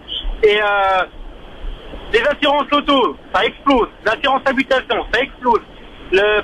Pour l'école maintenant, même à l'école, j'ai remarqué que il y a certaines profs qui se plaignent du nombre de gamins qu'ils ont. Une prof ou un prof, 35 élèves, mais c'est un quart qu'il a. Comment vous voulez qu'il gère tout ça? Alors c'est 25 maintenant. Pas partout, non, je t'assure que non. Mais c'est la loi. Mon fils, par exemple, est en terminale, ils sont 35. Hein. Oui, non, mais je parle de oui. l'école primaire. Mais le truc, c'est comment vous voulez qu'il gère tout ça? C'est carrément un quart. Surtout au collège, hein, c'est compliqué. Et du coup, au bout d'un moment, je comprends que qu'il jette l'éponge. C'est pour ça que, honnêtement, il y a des soucis partout, dans des points clés. Ouais. Ce qui fait que, l'homme, je dis pas qu'il faut être rapide et ne rien dépenser. À un moment donné, on dépense que le minimum pour pouvoir vivre. Et puis, maintenant, on survit. Et puis, et le carburant, tout augmente. Puis, à un moment donné, franchement, à un moment donné, des fois, on se retrouve un peu de limite. Même ce qu'on a mis un peu de côté, on commence à taper dessus pour pouvoir pouvoir payer ses charges. Ouais. Moi, même mon épouse, elle est infirmière. Et donc, ah oui. Et le problème, c'est que en tant qu'infirmière, on sent que au boulot, quand elle revient le soir, puis des fois, elle est obligée d'être rappelée pour aller refaire des nuits. Ouais. À un moment donné, on a plus de vie. Ouais, bien sûr. C'est difficile. C'est ça, on a plus de vie. Je veux dire, c'est ça, on a plus de vie. Comme moi, je suis routier. Et l'infirmière, c'est compliqué. Encore moi, je vais être heureux. Parce que voilà, je suis pas loin de. Je fais pas du national. Merci Hicham en tout cas, merci beaucoup pour nous avoir fait partager, c'est vrai que la vraie réalité du quotidien mon Hicham. Merci et bon courage, à bientôt. Et prudence sur la route mon garçon. Allez, dans un instant on finit le zapping et on accueille notre invité, on va parler des municipales, amis auditeur de Saint-Ouen dans le 9-3. Un candidat qui se présente à la mairie de Saint-Ouen, qui s'appelle Julien Balaisis, sera avec nous dans un instant. France Maghreb 2, France Maghreb Le LGF, messieurs, dames, Gamal Amina, monsieur Gamal Amina, monsieur Absamitash sont là évidemment pour vous accompagner dans un instant. On parlera des municipales. Tous les jours on reçoit des candidats. On ira à Créteil, à Blanc-Ménil, du côté de Garches cette semaine et tout à l'heure dans quelques minutes à Saint-Ouen dans le 93 avec Julien Balézy, candidat En Marche, qui se présente donc à la mairie de Saint-Ouen dans quelques instants. Saint-Ouen-sur-Seine, hein, c'est ça. Ouais. Saint-Ouen-sur-Seine. C'est ça. Ouais, ouais. Dans le 9-3. C'est ça. Oui. Oui, c'est très ça, belle ville. Non, mais ça n'a pas bougé. Ça n'a pas bougé. C'est pas passé de l'autre côté du périph'. Très belle ville, très belle ville. Oui, voilà. On va en parler dans un instant parce qu'il y a quand même pas mal de choses à dire sur Saint-Ouen quand même. Bon, vous savez messieurs que le monde du sport est en deuil après la disparition suite à un accident d'hélicoptère de Kobe Bryant, le basketteur. Reportage de France 24 avec justement cette population aux États-Unis qui s'est empressée pour lui rendre hommage. C'est devant la salle des Los Angeles Lakers, là où Kobe Bryant a brillé, que ses fans se sont donné rendez-vous. On est venu rendre hommage à toute la communauté des Lakers, à tout le peuple des Lakers, et rendre hommage à Kobe après ce qui s'est passé. Sur les réseaux sociaux, les grands noms du basket américain multiplient les hommages. Magic Johnson estime que les mots ne peuvent exprimer l'impact que Kobe Bryant a eu sur le basketball. Autre légende des Los Angeles Lakers, Kareem Abdul-Jabbar, a publié une vidéo. Kobe était un incroyable père de famille. Il aimait sa femme et ses filles, il était un athlète incroyable et un leader à bien des égards. Il a inspiré toute une génération de jeunes athlètes. Des hommages qui dépassent largement le cadre du basket. Ainsi, lors de la cérémonie musicale des Grammy Awards qui se tenait au Staples Center, la chanteuse Alicia Keys lui a adressé ses adieux. Nous sommes profondément tristes. Car aujourd'hui, Los Angeles, l'Amérique, le monde entier ont perdu un héros. Parmi les très nombreuses réactions, celle aussi de Tiger Woods. Il était si compétitif et il brûlait d'envie de gagner. Et il a porté cela chaque soir sur le parquet. L'ancien président Barack Obama salue une légende, tandis que son successeur Donald Trump évoque l'un des meilleurs joueurs de basketball de tous les temps. Dehors, devant le Staples Center, à la nuit tombée, les fans continuaient à se recueillir. Une véritable légende du basket qui s'en est allée, messieurs, avec 41 ans, donc victime d'un accident d'hélicoptère. Même Neymar lui a rendu hommage hier lorsqu'il a marqué son but au Parc des Princes. Je sais pas si vous êtes très sport ou en l'occurrence très basket, messieurs. Non, pas du tout, mais pas du tout. Mais je connais bon. Tu connais forcément. Voilà. Mais les Lakers, on les connaît forcément pour leur performance des années 90, mais surtout. Je pense que ce qui a marqué les gens, c'est le fait d'abord qu'il est mort à 41 ans très jeune dans un accident, c'est inattendu, avec sa fille surtout, pas le père de vue, donc paix à son âme. Puis surtout, je pense que le basket, c'est un monde particulier aux États-Unis. C'est les icônes littéralement. Que ce soit Magic Johnson ou Mike Jordan, tout ça, c'est des gens qui ont quand même marqué une époque très forte. Et quand ils voient un homme qui était sympa de prime abord mourir dans des circonstances tragiques, forcément, il y a une émotion qui se crée très rapidement. Ça devient littéralement une icône. C'est jamais arrivé jusqu'à maintenant. Donc. Abdeslam, ça te rappelle ton époque? Oui, j'ai bien connu cette époque-là. C'était l'époque des Lakers de Los Angeles, la Dream Team aussi aux Jeux Olympiques, avec Shaquille O'Neal, Michael Jordan. Oui, non, j'ai bien connu cette époque-là et en effet, c'est l'icône qui part. Hein. C'est la vie. Et apparemment, l'hélicoptère volait trop bas. C'est possible. Voilà, visiblement, il y a eu un petit problème au niveau de l'hélico. Tiens, Zemmour, Éric Zemmour, s'il vous plaît. Voilà. Alors, quand on lui pose la question sur le sort des enfants migrants en Méditerranée. Quand les gosses meurent en Méditerranée. Je n'en ai cure. Ah, vous en avez cure. Ben voilà, ça, et ben voilà. Ça, c'est la différence entre vous et moi. Absolument. Moi, quand un homme, comme un être humain, quel qu'il soit, la couleur de sa peau, la couleur de sa couleur, il est en train de... Non, pas monsieur. Que je vous indique. Ne devenez pas aussi poli qui devient agaçant parce que genre méprisant. Pas du tout. Bon, pas du tout. Non, quand un homme meurt, pour moi, c'est un frère et j'essaie de le sauver. Eh ben, pour moi, il a pris son risque. Voilà. Bon, il y avait quand même Zemmour et Julien Drey sur un même plateau. On peut pas dire que, voilà. C'était pas du caviar. C'était pas du caviar, quoi. Mais quand est-ce qu'ils vont nous mettre un véritable... Moi, j'ai déjà provoqué Zemmour plusieurs fois, mais il répond pas. Quand est-ce qu'ils vont mettre de véritables contradicteurs face à ce guignol? Je veux dire, il est très très faible, Zemmour, intellectuellement, contrairement à l'idée reçue. Sauf qu'il est encore pire en face de lui. C'est incroyable. Je veux dire, quand il dit je n'en ai cure pour faire son petit 18e siècle, pour se donner le sentiment qu'il est d'une appartenance française depuis de longue date. Quand il dit que c'est un amoureux de Napoléon, félicitations, Hitler aussi est amoureux de Napoléon. Quand il dit tout un tas de bêtises comme celle-là, il y a jamais personne pour le ridiculiser. Zemmour, moi je le trouve pas du tout inquiétant parce que sur un plan idéologique, il est mauvais. Il n'a pas d'idée. Il est français depuis 1830. Oui, donc il n'est pas. C'est même pas. Non, Crémieux. Faut se rappeler que c'est Crémieux. Oui, Crémieux. Avant, il n'est rien du tout. Ouais, c'est grâce à Crémieux. Avant, il est comme nous. Hein, c'est un frangin pour le coup. Zemmour, ça veut dire les olives. Ouais, les olives en berbère. Mais quand il dit ça, et c'est même pas son nom en plus, c'est un nom de village. Hein, malheureusement pour lui, il connaît pas son nom puisque les Français ont tout liquidé. Zemmouri, c'est la région de Zemmouri. Mais quand il dit ça et qu'il est ridicule, moi je suis inquiété par d'autres idéologues qui sont de loin plus inquiétants que lui, comme René Camus. René Camus est un vrai idéologue. Il y a des réflexions, c'est nourri d'intelligence et ça crée des attentats pour le coup. On a vu ce qui s'est passé à Christchurch.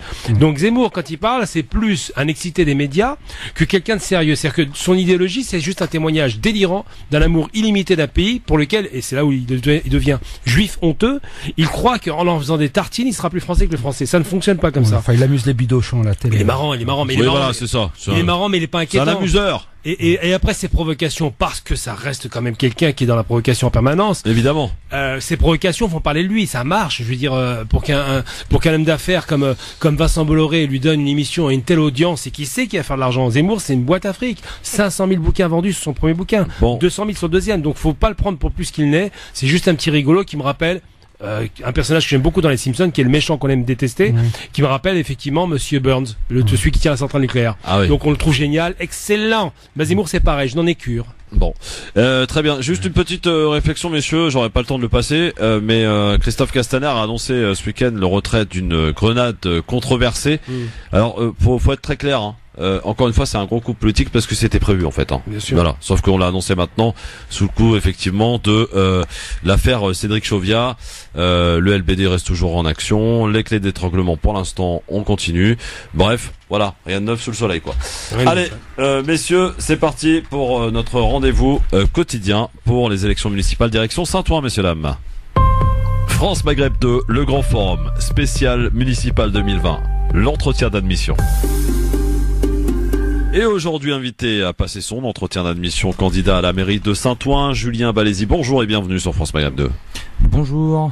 Bienvenue. Donc, vous êtes candidat pour la première fois ? C'est la première fois. Ouais. Ah, faut toujours commencer par une première. Exactement. Donc, comme c'est la première, est-ce que vous pouvez vous présenter d'abord aux auditrices, aux auditeurs et surtout aux habitants de Saint-Ouen pour celles et ceux qui ne vous connaîtraient pas encore, éventuellement ? Bien sûr. Donc, Julien Balézy, j'ai 40 ans, père de deux jeunes enfants. Ouais, c'est ça. Père de 2 jeunes enfants, donc 10 mois et 3 ans.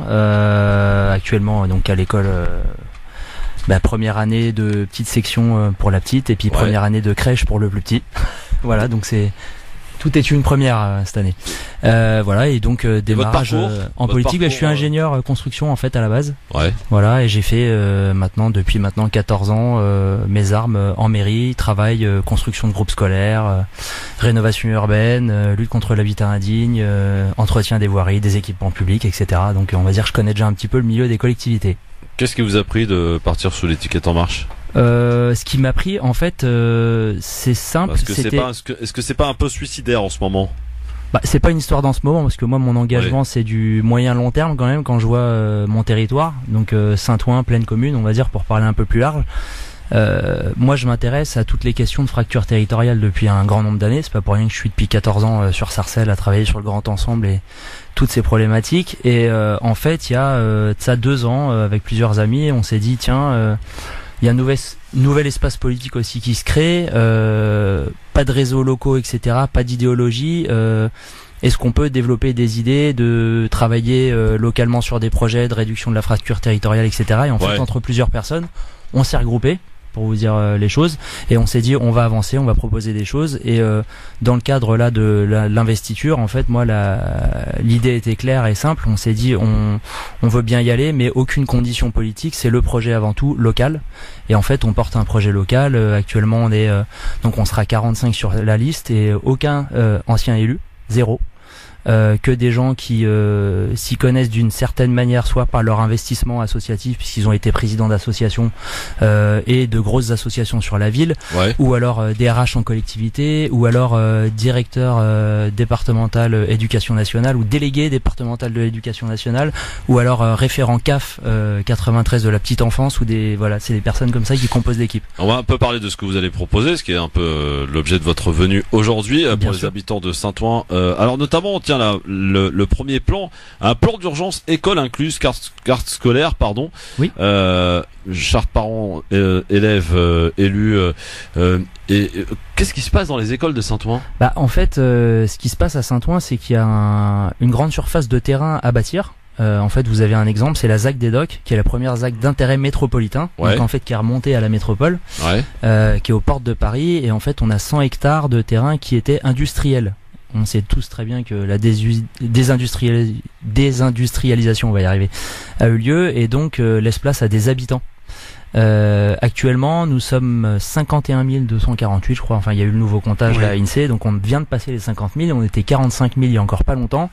Et le maire annonçait qu'on allait joyeusement vers les 70-75 000 habitants. Je ne sais pas si vous vous rendez compte de l'explosion démographique. Explosion. En fait, on est sur du plus 50%. Donc du coup, des besoins. Des besoins publics, des besoins scolaires. Et si on veut pas avoir... Eh oui, il faut renforcer à fond. Et surtout, faut suivre le rythme de livraison des équipements de logement. Parce que là, actuellement, vous prenez mon exemple, on est dans la ZAC, on vient d'arriver il y a peu de temps sur nos livraisons là. Et en fait, les écoles... C'est que de l'accession à la propriété. Il y a de l'accession et du social quand même. Parce que il y a eu 40% quand même de logements sociaux sur la phase 1. Sauf qu'il y avait que 2 groupes scolaires. Donc en fait, là, on a dû remplir des écoles hors ZAC pour la rentrée 2019, si on se retrouvait à 35 sur l'école PEF par exemple, vous voyez, ce qui est pas possible, puisqu'on allait limiter à 20. On découvre la ville de Saint-Ouen, les amis, avec candidat à la mairie de Saint-Ouen pour le 15 et 22 mars prochain. Julien Balézy qui est avec nous pour parler de son programme. Alors, amélioration durable du cadre de vie et sécurité, baisser l'empreinte carbone sur la ville, circulation, éclairage public, propreté, plan vélo. Et alors, aussi quelque chose qui nous intéresse, c'est la police municipale, parce qu'on le sait malheureusement que Saint-Ouen revient souvent à la une dans les faits divers. Vous avez des gros trafiquants de stupes dans votre ville. Oui, c'est vrai qu'il y a quelques soucis, on va dire, dans les quartiers, des choufs. Abdeslam est déjà passé dans le coin, je crois, et a pu remarquer. Oui, je connais bien. Pour acheter, remarquer la chose. Je ne suis pas un chouf. Pour acheter ou... Il a pu remarquer aux abords des écoles. Non, il y a un vrai sujet d'occupation en fait humaine du terrain, parce que c'est ça en fait dont on parle. Si on n'occupe pas le terrain, en fait, d'autres l'occupent. Mais comment on règle ce problème, Julien Balézy? Parce que c'est un problème gravissime. Oui, déjà premier point. Donc je vous disais occupation humaine. Actuellement, il faut savoir qu'à la police municipale, nous avons 15 postes vacants. Je dis bien 15. Donc des ASVP, mais aussi des policiers de jour. Donc ça, c'est le premier point, c'est compléter les postes vacants avec un vrai projet de police municipale, parce qu'on sait qu'il y a quand même une guerre entre villes pour attirer les policiers municipaux. Donc en fait, c'est à celui qui sera le plus attractif dans son projet. Et on va dire qu'à Saint-Ouen, il faut vraiment un projet attractif sur la police municipale. Le maire a du mal à les garder? Le maire a l'air en tout cas d'avoir du mal à compléter les postes vacants, puisqu'il y a une quinzaine de postes vacants entre les ASVP et les brigades de jour. Donc déjà, il y a un premier point là-dessus, c'est qu'il y a un gros travail, un vrai projet de police municipale à mener. La deuxième chose, c'est que Édouard Philippe a annoncé il y a peu des mesures pour le 93. Et dans les mesures pour le 93, on s'était battu dans le cadre du grand débat national sur Saint-Ouen. On a, avec la Courneuve sur Saint-Ouen, gagné, ça n'a pas fait beaucoup de bruit sur Saint-Ouen, ce qui est assez étrange, la police de sécurité du quotidien. Et ça, c'est quelque chose d'important, puisque ce sont des policiers nationaux de terrain qui seront sur le terrain. Est-ce que ça suffira pour endiguer ce trafic? C'est un début, parce que ça en fait quand même une trentaine. Vous faites 30 plus 15 déjà, ça fait du monde. À ça, on commence à travailler déjà, à échanger. Là, j'ai échangé il y a peu avec l'association Raid Aventure, je sais pas si vous connaissez, de Pomard. En fait, c'est l'ancien instructeur du Raid qui travaille en fait les relations entre policiers et jeunes. En fait, ils font des stages, etc. Ils font du lien. Donc, on veut travailler avant que la PSQ arrive. Évidemment, faut qu'on gagne la mairie, mais on veut travailler sur une relation. La PSQ arrive, on travaille avec les associations sur le terrain pour lier les jeunes des quartiers qui ne sont pas les choufs, puisqu'ils ne sont pas des quartiers. Ça, c'est un autre souci aussi. De plus en plus, vous avez des jeunes en fait qui viennent pour dealer la drogue, mais qui sont pas du quartier. Les mecs sont assez malins. Oui, mais les premiers à en subir les conséquences, les premiers, ce sont les habitants de ces quartiers-là. Tout à fait. Ils ne peuvent pas rentrer comme ils veulent. Tout à fait. Ils ont pris le contrôle en fait de ces bâtiments. C'est-à-dire que si vous n'avez pas, je vous dis, de personnes sur le terrain, si vous occupez pas le terrain, et les choufs n'ont pas peur, et puis les consommateurs. C'est les guetteurs. C'est les guetteurs. Parce que chouf, ça veut dire arabe. Ils sont très jeunes d'ailleurs. Sur la ville, c'est vrai que tout le monde dit ça. Donc oui, c'est les guetteurs. Et en fait, le problème, c'est que il faut aussi s'attaquer, on va dire, aux consommateurs. Et si vous avez des policiers de rue, des policiers municipaux, des assos sur le terrain, les consommateurs ils vont commencer à se dire oula bon si je viens consommer qui remplace la police de proximité, tout à fait, Nicolas Sarkozy a fait disparaître. C'est ça. Ouais. Tout à fait. Parce qu'il estimait que la police n'avait pas vocation à jouer au football avec les jeunes. Est-ce que vous vous engagez, vous, Julien Balézy, aujourd'hui, auprès de vos électeurs, à régler ce problème au plus vite? Ce qui devrait être d'ailleurs un plan d'urgence pour Saint-Ouen. Ben justement, l'arrivée de la PSQ c'est mi-2020, donc si vous voulez le travail va arriver très vite. Hein. Ouais. Après les élections, quoi. Ouais. Absolument. Après. Alors, gouvernance. Et on a l'arrivée de la DGSI aussi sur la ville. Hein. DGSI. Ah oui. Ah, ça fait peur. Ah oui. Oula. La direction générale. La DGSI qui s'installerait dans une ville gangrénée par le trafic de stupes, c'est pas mal. 5500 personnes. Pas mal comme image. Ouais. Enfin, Saint-Ouen a un statut particulier quand même. D'abord, elle a accueilli la région. Tout à fait. Elle est à une porte de Paris, d'où justement ces problèmes de trafic, parce que on a tendance à penser que le deal vient des banlieues. Non, il est organisé à Paris. C'est ça. Et justement, toutes ces villes qui sont périphériques à Paris subissent ce trafic de grande envergure qui est fait par des gros bonnets. Hein. C'est pas le petit vendeur du coin qui organise le Non, puis les points de deal sont à la frontière de Paris. Bah forcément, c'est ça. Voilà. Plus. Un petit mot sur les plans vélo que vous proposez, Julien Balézy. Oui, ça, c'est un autre exemple en fait de problématiques à développer sur la ville et surtout de mobilisation des différentes strates territoriales, puisque c'est une ville endettée, mais l'argent est ailleurs. On a 6 strates territoriales et il faut savoir mobiliser. C'est un exemple. Il y a eu un plan vélo de 350 millions de la part de l'État. Et Saint-Ouen est par exemple un point noir du vélo. On n'a pas le Vélib. On est la seule ville autour de Paris à ne pas l'avoir. Et on n'a pas ou très peu de pistes cyclables protégées. Donc en fait, nous c'est simple. On dépose des plans vélo dans les appels à projets et on les fait financer. Le précédent maire n'a pas travaillé sur le rien du tout. En matière de transport, on peut dire que pas un écologiste, c'est sûr. En matière de transport, on peut dire que Saint-Ouen est quand même plutôt bien loti. Bien sûr, il y a la 14 qui arrive là. La 14 qui arrive, effectivement, c'est quand même une sacrée arrivée. Ça va aider la 13, parce que franchement, les pauvres Odoniens là, on était pas terribles. Et pour ce qui est des Jeux Olympiques, c'est important, ça vous tient à cœur, Julien Balézy. Et oui, puisque en fait, on a le village olympique pour 40% sur le nord de la ville, donc aux frontières de Saint-Denis et Pleyel. Et surtout, c'est un héritage. Quand on parle d'héritage des Jeux Olympiques, évidemment, il faut anticiper. Et on a le quartier du Vieux Saint-Ouen juste en face, donc qui est le plus grand quartier prioritaire de la ville, sur lequel personne n'a jamais rien fait depuis 2004. Et ça, je le tiens à le dire à nos auditeurs. Ouais. L'Agence nationale pour le renouvellement urbain, l'ANRU, existe depuis 2004. Ouais. Et il n'y a jamais eu 1 euro de rénovation urbaine sur la ville de Saint-Ouen, alors qu'on a les plus gros quartiers éligibles sur l'ouest du département. On a le Vieux Saint-Ouen, on a Cordon-la-Motte-Topin, on a Arago.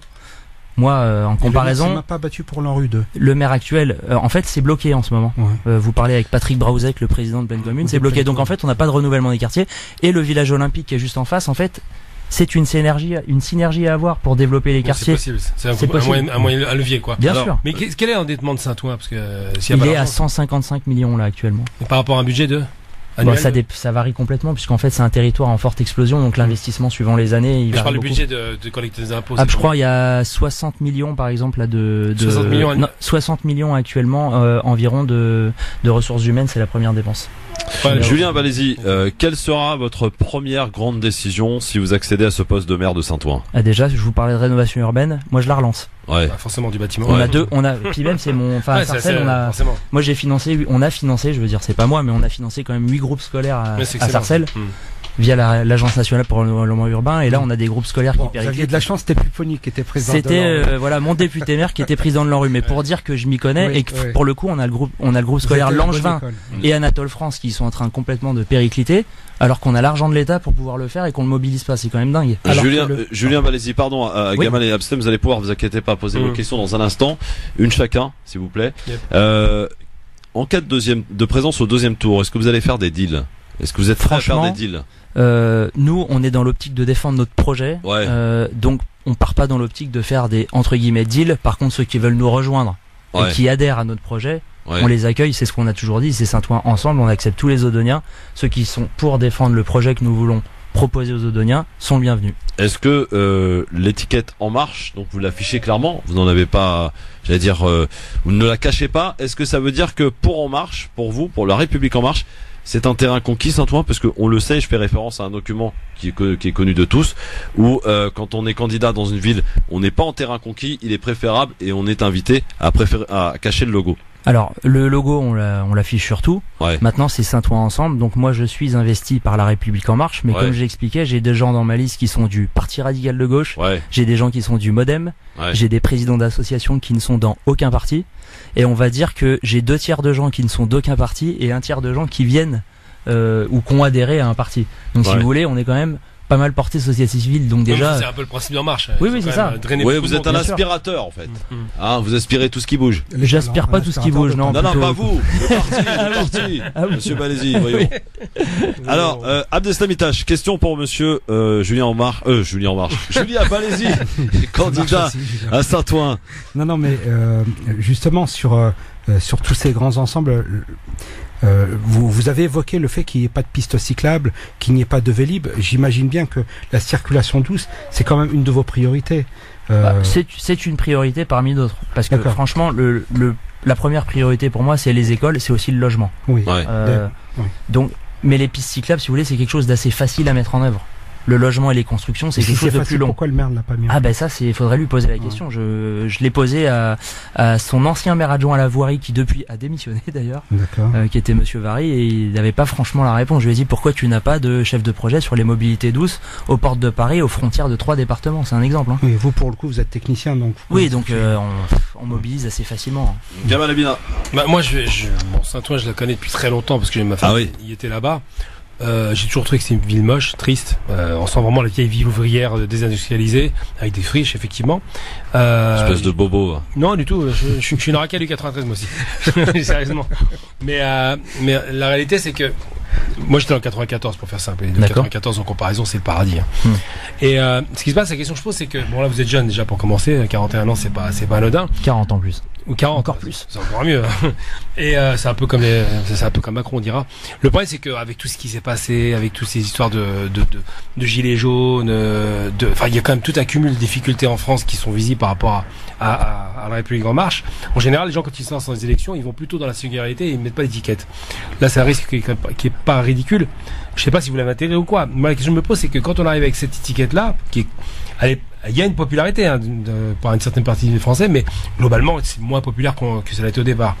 Est-ce que c'est pas un handicap finalement? Est-ce que vous n'êtes pas attaqué pour cette raison-là? Est-ce qu'on vous dit pas vous êtes des macronistes? Toutes ces images un peu négatives qui sont véhiculées aujourd'hui, sachant que le projet me paraît intéressant. Bien sûr. Juste une question, alors en fait, les gens viennent nous voir et voilà, on peut recevoir des critiques du niveau peut-être national comme vous dites, mais très vite. Puisque c'est le quotidien des gens, on l'a entendu tout à l'heure avec le monsieur aussi, ça revient aussi au local. Et quand on commence à me poser des questions sur le local et sur les dossiers, ils voient quand même qu'on a des réponses à leur apporter qui ne sont pas politiciennes ou politiques. Quand je viens parler de rénovation urbaine du Vieux, moi je pose la question, je vous reviens dessus, mais avant le maire de droite qui ne veut pas forcément faire de rénovation urbaine, c'était une mairie de gauche. Et moi je lui retourne la question, je lui dis mais au-delà de parler d'étiquette etc, pour parler projet, parce que moi je le dépose, j'en ai parlé à monsieur Braouzek qui est président de Pleine Commune et qui porte la rénovation urbaine, pourquoi avant la gauche n'a pas fait de rénovation urbaine dans votre quartier puisqu'il a dit qu'il vous le défend? Ouais. Je vais clairement moi au bout en fait. Donc je balaye les histoires d'étiquettes parce qu'à la base, vu que je viens quand même de la société civile, c'est des choses qui très vite ne m'intéressent pas et je montre aux gens en fait que d'un point de vue pédagogique, faut arrêter avec les histoires d'étiquettes. Sur un projet local, on défend un projet local. Et très vite les gens en fait passent à autre chose parce qu'ils ont compris que ce qui compte c'est signer ce sacré projet de rénovation urbaine du Vieux. Moi j'ai dit votre point fort, c'est 2 choses juste pour finir Christophe. C'est d'abord que vous avez une maîtrise du métier, ce qui est quand même pas rien. Ça c'est important. Ensuite vous avez surtout sur un territoire dynamique tel que Saint-Ouen. On s'entend bien, puis surtout qu'avec les Jeux Olympiques, c'est obligatoirement. Il y a 5 milliards d'euros d'investissement quasiment. Ça c'est la première chose, une expertise, et ça j'apprécie. Puis la seconde chose, j'ai envie de dire, en dehors du fait que vous êtes de là-bas, c'est qu'effectivement vous avez à cœur ces changements puisque vous avez des enfants qui vont vivre là-bas. Bien sûr, oui. Donc je suppose qu'effectivement vous serez plus investi que des vieux éléphants du PS ou je ne sais quelle autre partie qui faisaient la gestion de patrimoine, mais de leur patrimoine. C'est ça. En tout cas, Julien Balézy est avec nous sur France Programme de candidat pour la mairie de Saint-Ouen. On l'a compris. Alors j'ai vu dans votre programme le respect du personnel aussi. C'est important ça. On respecte pas le personnel à Saint-Ouen aujourd'hui? Écoutez, il y a quelques difficultés en fait qui transparaissent. On a, je vous le dis, des postes vacants quand même qui sont assez importants. Par exemple à la PM, je sais que sur tout ce qui est service technique, il y a pas mal de postes vacants aussi, ça tourne pas mal. Et ça, c'est toujours le symptôme de services qui vont pas forcément bien ou qui peuvent être en souffrance. J'ai aussi des retours sur pas mal, on va dire, d'arrêt maladie. Il y aurait entre 8 et 10%. Quand vous avez 8 à 10% potentiellement, suivant les années, en fait, 100, 150 peut-être, jusqu'à 150 arrêts maladie, ça laisse le signe quand même qu'il y a quelques soucis dans les services. Et si je le mets moi en avant, c'est que je suis moi-même de la territoriale, donc c'est quelque chose que je sais important. Si vous voulez, on dit toujours oui, moi je ferai. Un élu, il fait pas 5% du travail pour les habitants. Hein. Ouais. C'est les services qui font 95%. Absolument. Donc le plus important, et ça je le dis aux auditeurs et aux auditrices, ça c'est mon côté un peu pédago, pensez surtout que ce qu'il faut, c'est avoir des services municipaux en bonne santé, puisque c'est eux en fait qui rendent le service. C'est pas les élus. Hein. Vous serez à l'écoute évidemment des citoyens et vous allez, j'allais dire, démarcher, aller plus vers la démocratie participative. Tout à fait. Voilà. Alors en quoi ça consiste la démocratie participative pour vous, Julien Balézy? Je viens juste d'en parler. Ça commence déjà par une chose, c'est la pédagogie au niveau local. Je prends un exemple, les parents d'élèves élus. Voilà. Quand on est parent d'élèves élus, en fait, on se dit tiens, en début d'année, je vais me présenter comme ça, je pourrais défendre et être au conseil d'école. Mais en fait, ça peut être beaucoup plus. Ça peut être le suivi des normes dans l'école, savoir si tout se passe bien, si le bâtiment est en bon état, si l'amiante, avec les dossiers techniques amiante, vous connaissez ça, sont en bon état. En fait, je me suis rendu compte que même certains chefs d'établissement de la ville savaient même pas qu'ils avaient l'obligation d'avoir leur dossier technique amiante à jour dans les mains, savoir qu'il est à jour, etc. Donc il y a tout un travail de pédagogie à mettre en place. Mais qu'est-ce que les gens par l'amiante en bon état? C'est pas en fait le DTA, le DTA, on va pas faire de technique, mais en gros il y a des états à avoir pour respecter les normes de fibres dans l'air. Il y a un volume de c'est le plus important dans une école. Alors Julien Balézy, pardon parce que le temps presse, il nous reste très peu de temps. Je vais vous donner une petite minute pour vous adresser aux électeurs de Saint-Ouen, aux habitants de Saint-Ouen. Pourquoi il faut voter le 15 mars pour Julien Balézy? C'est à vous de jouer. C'est parti. Donc écoutez, chers Odoniennes, chers Odoniens, je vous dirais surtout de venir à nos côtés, puisque Saint-Ouen ensemble, c'est la défense de tous les Odoniens, et notre projet défend l'ensemble des Odoniens, c'est vraiment le plus important. Ce que je peux vous dire, c'est que notre territoire est une chance formidable, que beaucoup de territoires peuvent nous envier, puisqu'il y aura beaucoup d'investissements sur le territoire qu'il faut faire matcher dans la bonne direction pour l'intérêt des Odoniens. Je pense aussi bien aux écoles que je pense au village olympique. Ça peut créer de l'emploi si on anticipe sur les formations, etc. On peut vraiment trouver beaucoup de travail. On peut travailler sur les emplois francs qui ne sont pas travaillés sur la ville. Il y a beaucoup de travail que nous mettrons en place avec certains ministères. On parlait des mobilités douces, mais on peut parler aussi de rénovation urbaine. On peut parler de développement durable sur la ville. On peut parler que Saint-Ouen est un gros point chaud du Grand Paris et qu'on travaillera la végétalisation de la ville. Je peux parler aussi évidemment de gouvernance et de transparence. Nous mettrons en place toutes les délibérations en ligne. Actuellement, nous n'avons rien en ligne. Donc, la pédagogie et l'information au service des habitants. Merci monsieur Julien Balézy, bonne chance pour le 15 mars prochain. Candidat à Saint-Ouen, à retrouver l'interview donc en vidéo sur la page Christophe Le Grand Forum. Dans un instant, le quiz. Le Grand Forum sur France Maghreb 2 et l'émission du LGF se termine évidemment tous les jours par le fameux quiz de l'actualité qui va opposer aujourd'hui monsieur Gamal Abina à ma droite, monsieur Abdeslamitash à ma gauche. Tiens. C'est bizarre. Il y a des signes. Il a changé de camp, c'est bizarre. Quelque chose. J'aime le rose. Il y a des trucs qui se préparent, je ne sais pas, bref, en tout cas. Michou aussi aime le rose. Bon, alors c'est parti messieurs, voici le quiz. Non, lui c'était le bleu. Quiz. Allez, on y va avec mes petites questions. Je vous souhaite bonne chance à tous les deux. Quel candidat à la mairie de Paris propose de déplacer la gare Griveaux. J'ai pas eu le temps. De la gare de l'Est, alors que son adversaire, entre guillemets, parce que maintenant ça y est, on peut parler d'adversaire, Villani lui parle de la gare du Nord. N'importe quoi. Les gares du Nord, il est sérieux? Ah ouais, il est sérieux. Non, là c'est n'importe quoi. Gare de l'Est, à la limite. Gare de l'Est, c'est... Non mais c'est juste irréalisable, monsieur. Non, c'est irréalisable, c'est une promesse de campagne. C'est un projet qui va coûter des milliards et des milliards pour faire un parc, alors qu'il y en a déjà plein à Paris. D'accord. Je suis pas d'accord avec toi. Il y a plein de parcs Paris, à Paris. Non, je suis pas d'accord. C'est une ville grise. Si tu veux faire un Central Park à la Paris, il y a pas de problème, t'as de quoi faire. Il y a pas de parc. Obligé de dépasser à la gare de l'Est. C'est une ville grise, Paris. Elle est immonde, cette ville. Elle est grise, vraiment. Tu demandes aux Berlinois. Bon, ne contrarie pas Gamal. Non, mais on va pas s'énerver. Moi, je suis pour le PSG, pas de problème. Il y a intérêt. Il faudra mettre plus de terrain de foot, quoi. Non, ça te fait un point de plus, là. 1-0 pour Abdeslamitash. Quel leader des Gilets jaunes a décidé de quitter le mouvement? J'ai plus son nom. Ah, j'ai plus son nom. C'est le barbu. Oui, oui. Le routier, là. Vous savez Ouais. C'est très énervé d'ailleurs. Nicole. Non, pas Nicole. J'ai plus son nom. Plus son nom, pas lui. Eric. Et Eric, ouais, c'était Eric. Ouais, mais son nom, il faut son nom. C'est lui. Il faut son nom. Ah, Eric, ouais, il a pas dit ça. Eric, comment? Je sais plus. Drouet. Voilà, merci. Bien joué. Est-ce qu'on t'a aidé? Absolument pas. Drouet, c'est dommage. Drouet. Ouais. Donc c'était lui avec Laetitia Lukowski qui était à l'origine des Gilets jaunes, hein, à la manœuvre en tout cas. Et il dit en fait aujourd'hui que le mouvement, ça va dans tous les sens et que finalement on se manifeste tous les samedis pour rien. Donc il décide de quitter le mouvement. Voilà. Et puis c'est la première fois que je suis d'accord avec lui. Ah oui. Mais c'est quand même le mec qui a voulu prendre l'Elysée. Faut se rappeler quand même des conneries qu'il a racontées. Il était pas mal. Ah oui. On va prendre l'Elysée. Et pour faire quoi? On sait pas. Quand on dit ça, on se tait. Ah oui, c'est vrai, c'est vrai. Il était poursuivi pour ça, il était ridicule. Oui. Pour atteinte à la sûreté de l'État. Ouais, n'importe quoi. Bon, troisième question. Ça nous fait quand même 2 points pour Abslam, là, dites donc. Ah, ça, je suis mauvais, là. Qui a déclaré s'adressant aux Palestiniens? Cela me brise le cœur, de voir que vous continuez... Macron. Non, pas du tout. Que vous continuez à subir autant de souffrances. Ah non, c'est un Européen, c'est sûr. C'est un prince. Un prince? Oui, monsieur. Oui, c'est le prince Albert. Non, pas le prince d'Angleterre, comme ça, le prince Harry. Non, c'est pas le prince Harry. Son frère. Il y a un autre prince. Son père. Non, c'est son frère. Il était en Israël. Le prince Charles est une bonne réponse. C'est ce qu'il a déclaré lors du voyage en Israël. C'est pas le prince Harry? Non, c'était le prince Charles. C'est Charles qui a dit, je répète la déclaration, cela me brise le cœur de voir que vous continuez à subir autant de souffrances. Déclaration du prince Charles. Ça mange pas de pain. 3-0. Bien joué. Quel président a décoré la célèbre militante algérienne Jamila Bouhired? Président tunisien. Le président tunisien est une excellente réponse. Jamila Bouhired, qui a 85 ans, a été décoré par Kais Saied la semaine dernière. 3-1. Visite de Erdogan en Algérie. Combien d'hommes d'affaires ont accompagné 40. Le président? Combien? 150. C'est pas 40 et c'est pas 150. 147. 50. C'est moins. 130. C'est plus. 140. 140 est une excellente réponse. Victoire du champion aujourd'hui. Abdeslamitash qui retrouve le chemin de la victoire. Je repasse en tête d'un demi-point. Ah bah ouais. Ah merde, Philippe. Bisous Philippe. Victoire 4-1. Voilà, là c'est à la loyale les gars. Bah ouais, enfin. Voilà.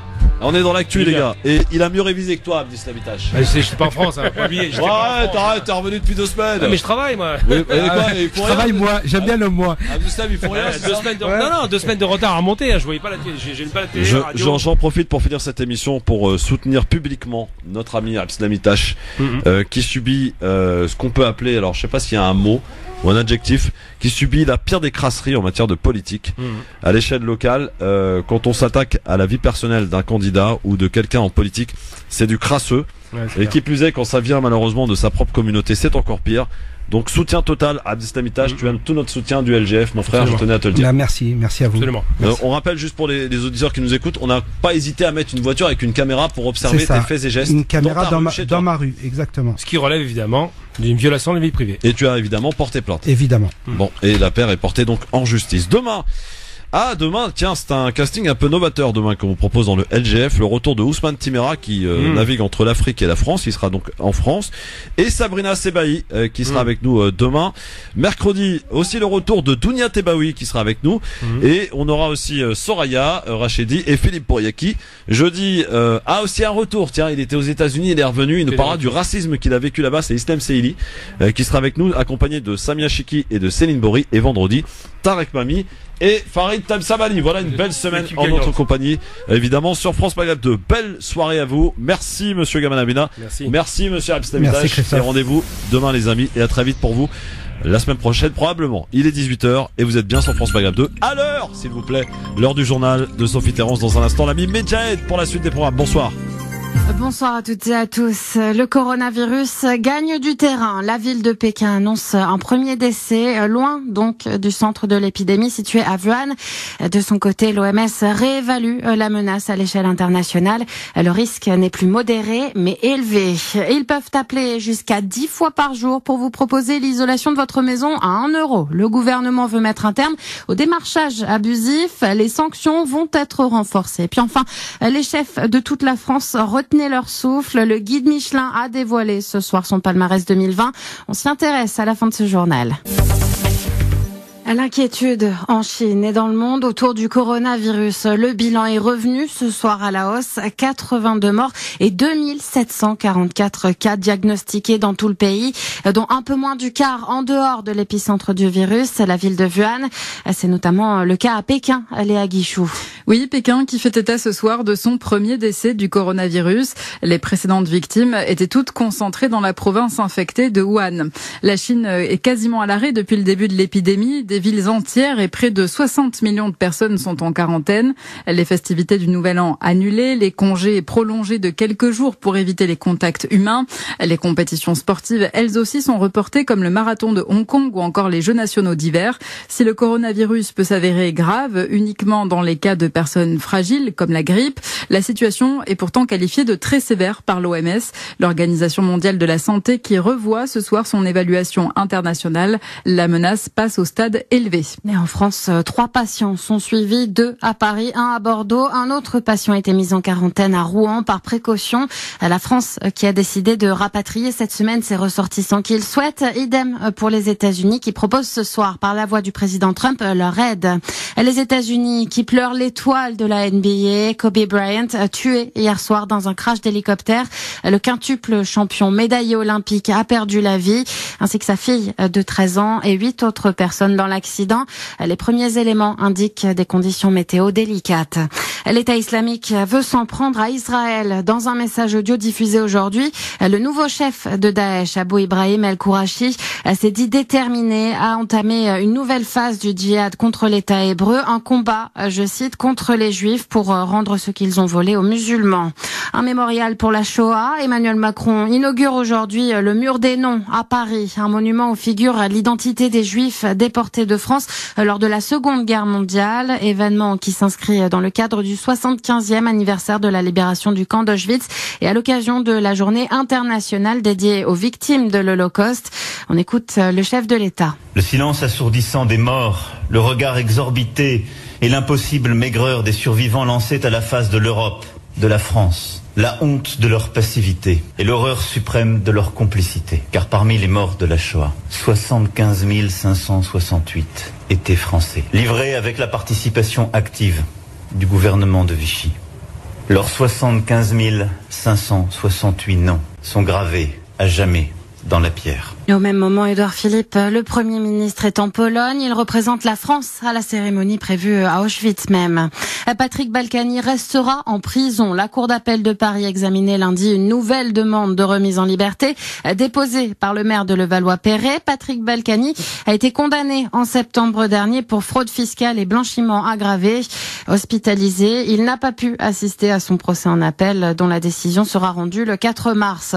Le démarchage téléphonique dans le collimateur du gouvernement. Agnès Pannier-Runacher, secrétaire d'État auprès du ministère de l'économie, a fait le bilan des abus et fraudes pratiqués l'an dernier. Ils sont de plus en plus nombreux et le gouvernement entend bien serrer la vis, Marie Dompère. Oui, en augmentant les amendes. Tout d'abord, elles pourraient passer de 75 000 à 375 000 euros pour les entreprises qui sollicitent des personnes inscrites sur Blocktel.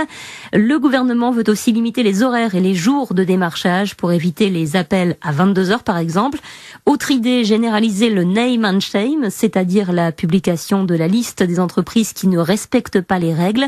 Des mesures qui pourraient être encore plus strictes pour tout ce qui concerne la rénovation énergétique. Là, le démarchage pourrait carrément être interdit. Il faut dire que le nombre d'abus a explosé lorsque le gouvernement a annoncé vouloir rénover 500 000 logements par an. plus 20% de plaintes en un an. Une proposition de loi doit être proposée en deuxième lecture à l'Assemblée ce jeudi. À 628 tables étoilées, 4 de moins que l'an dernier, 18 nouveaux restaurants primés à Paris, 3 à Bordeaux. Le guide Michelin dévoile en ce moment son palmarès 2020 et les chefs des grands restaurants français retiennent leur souffle. Voilà pour cette édition. Très bonne soirée à tous. France Maghreb 2, France Maghreb 2. France Maghreb 2, service, info, musique, divertissement. France Maghreb 2. France Maghreb.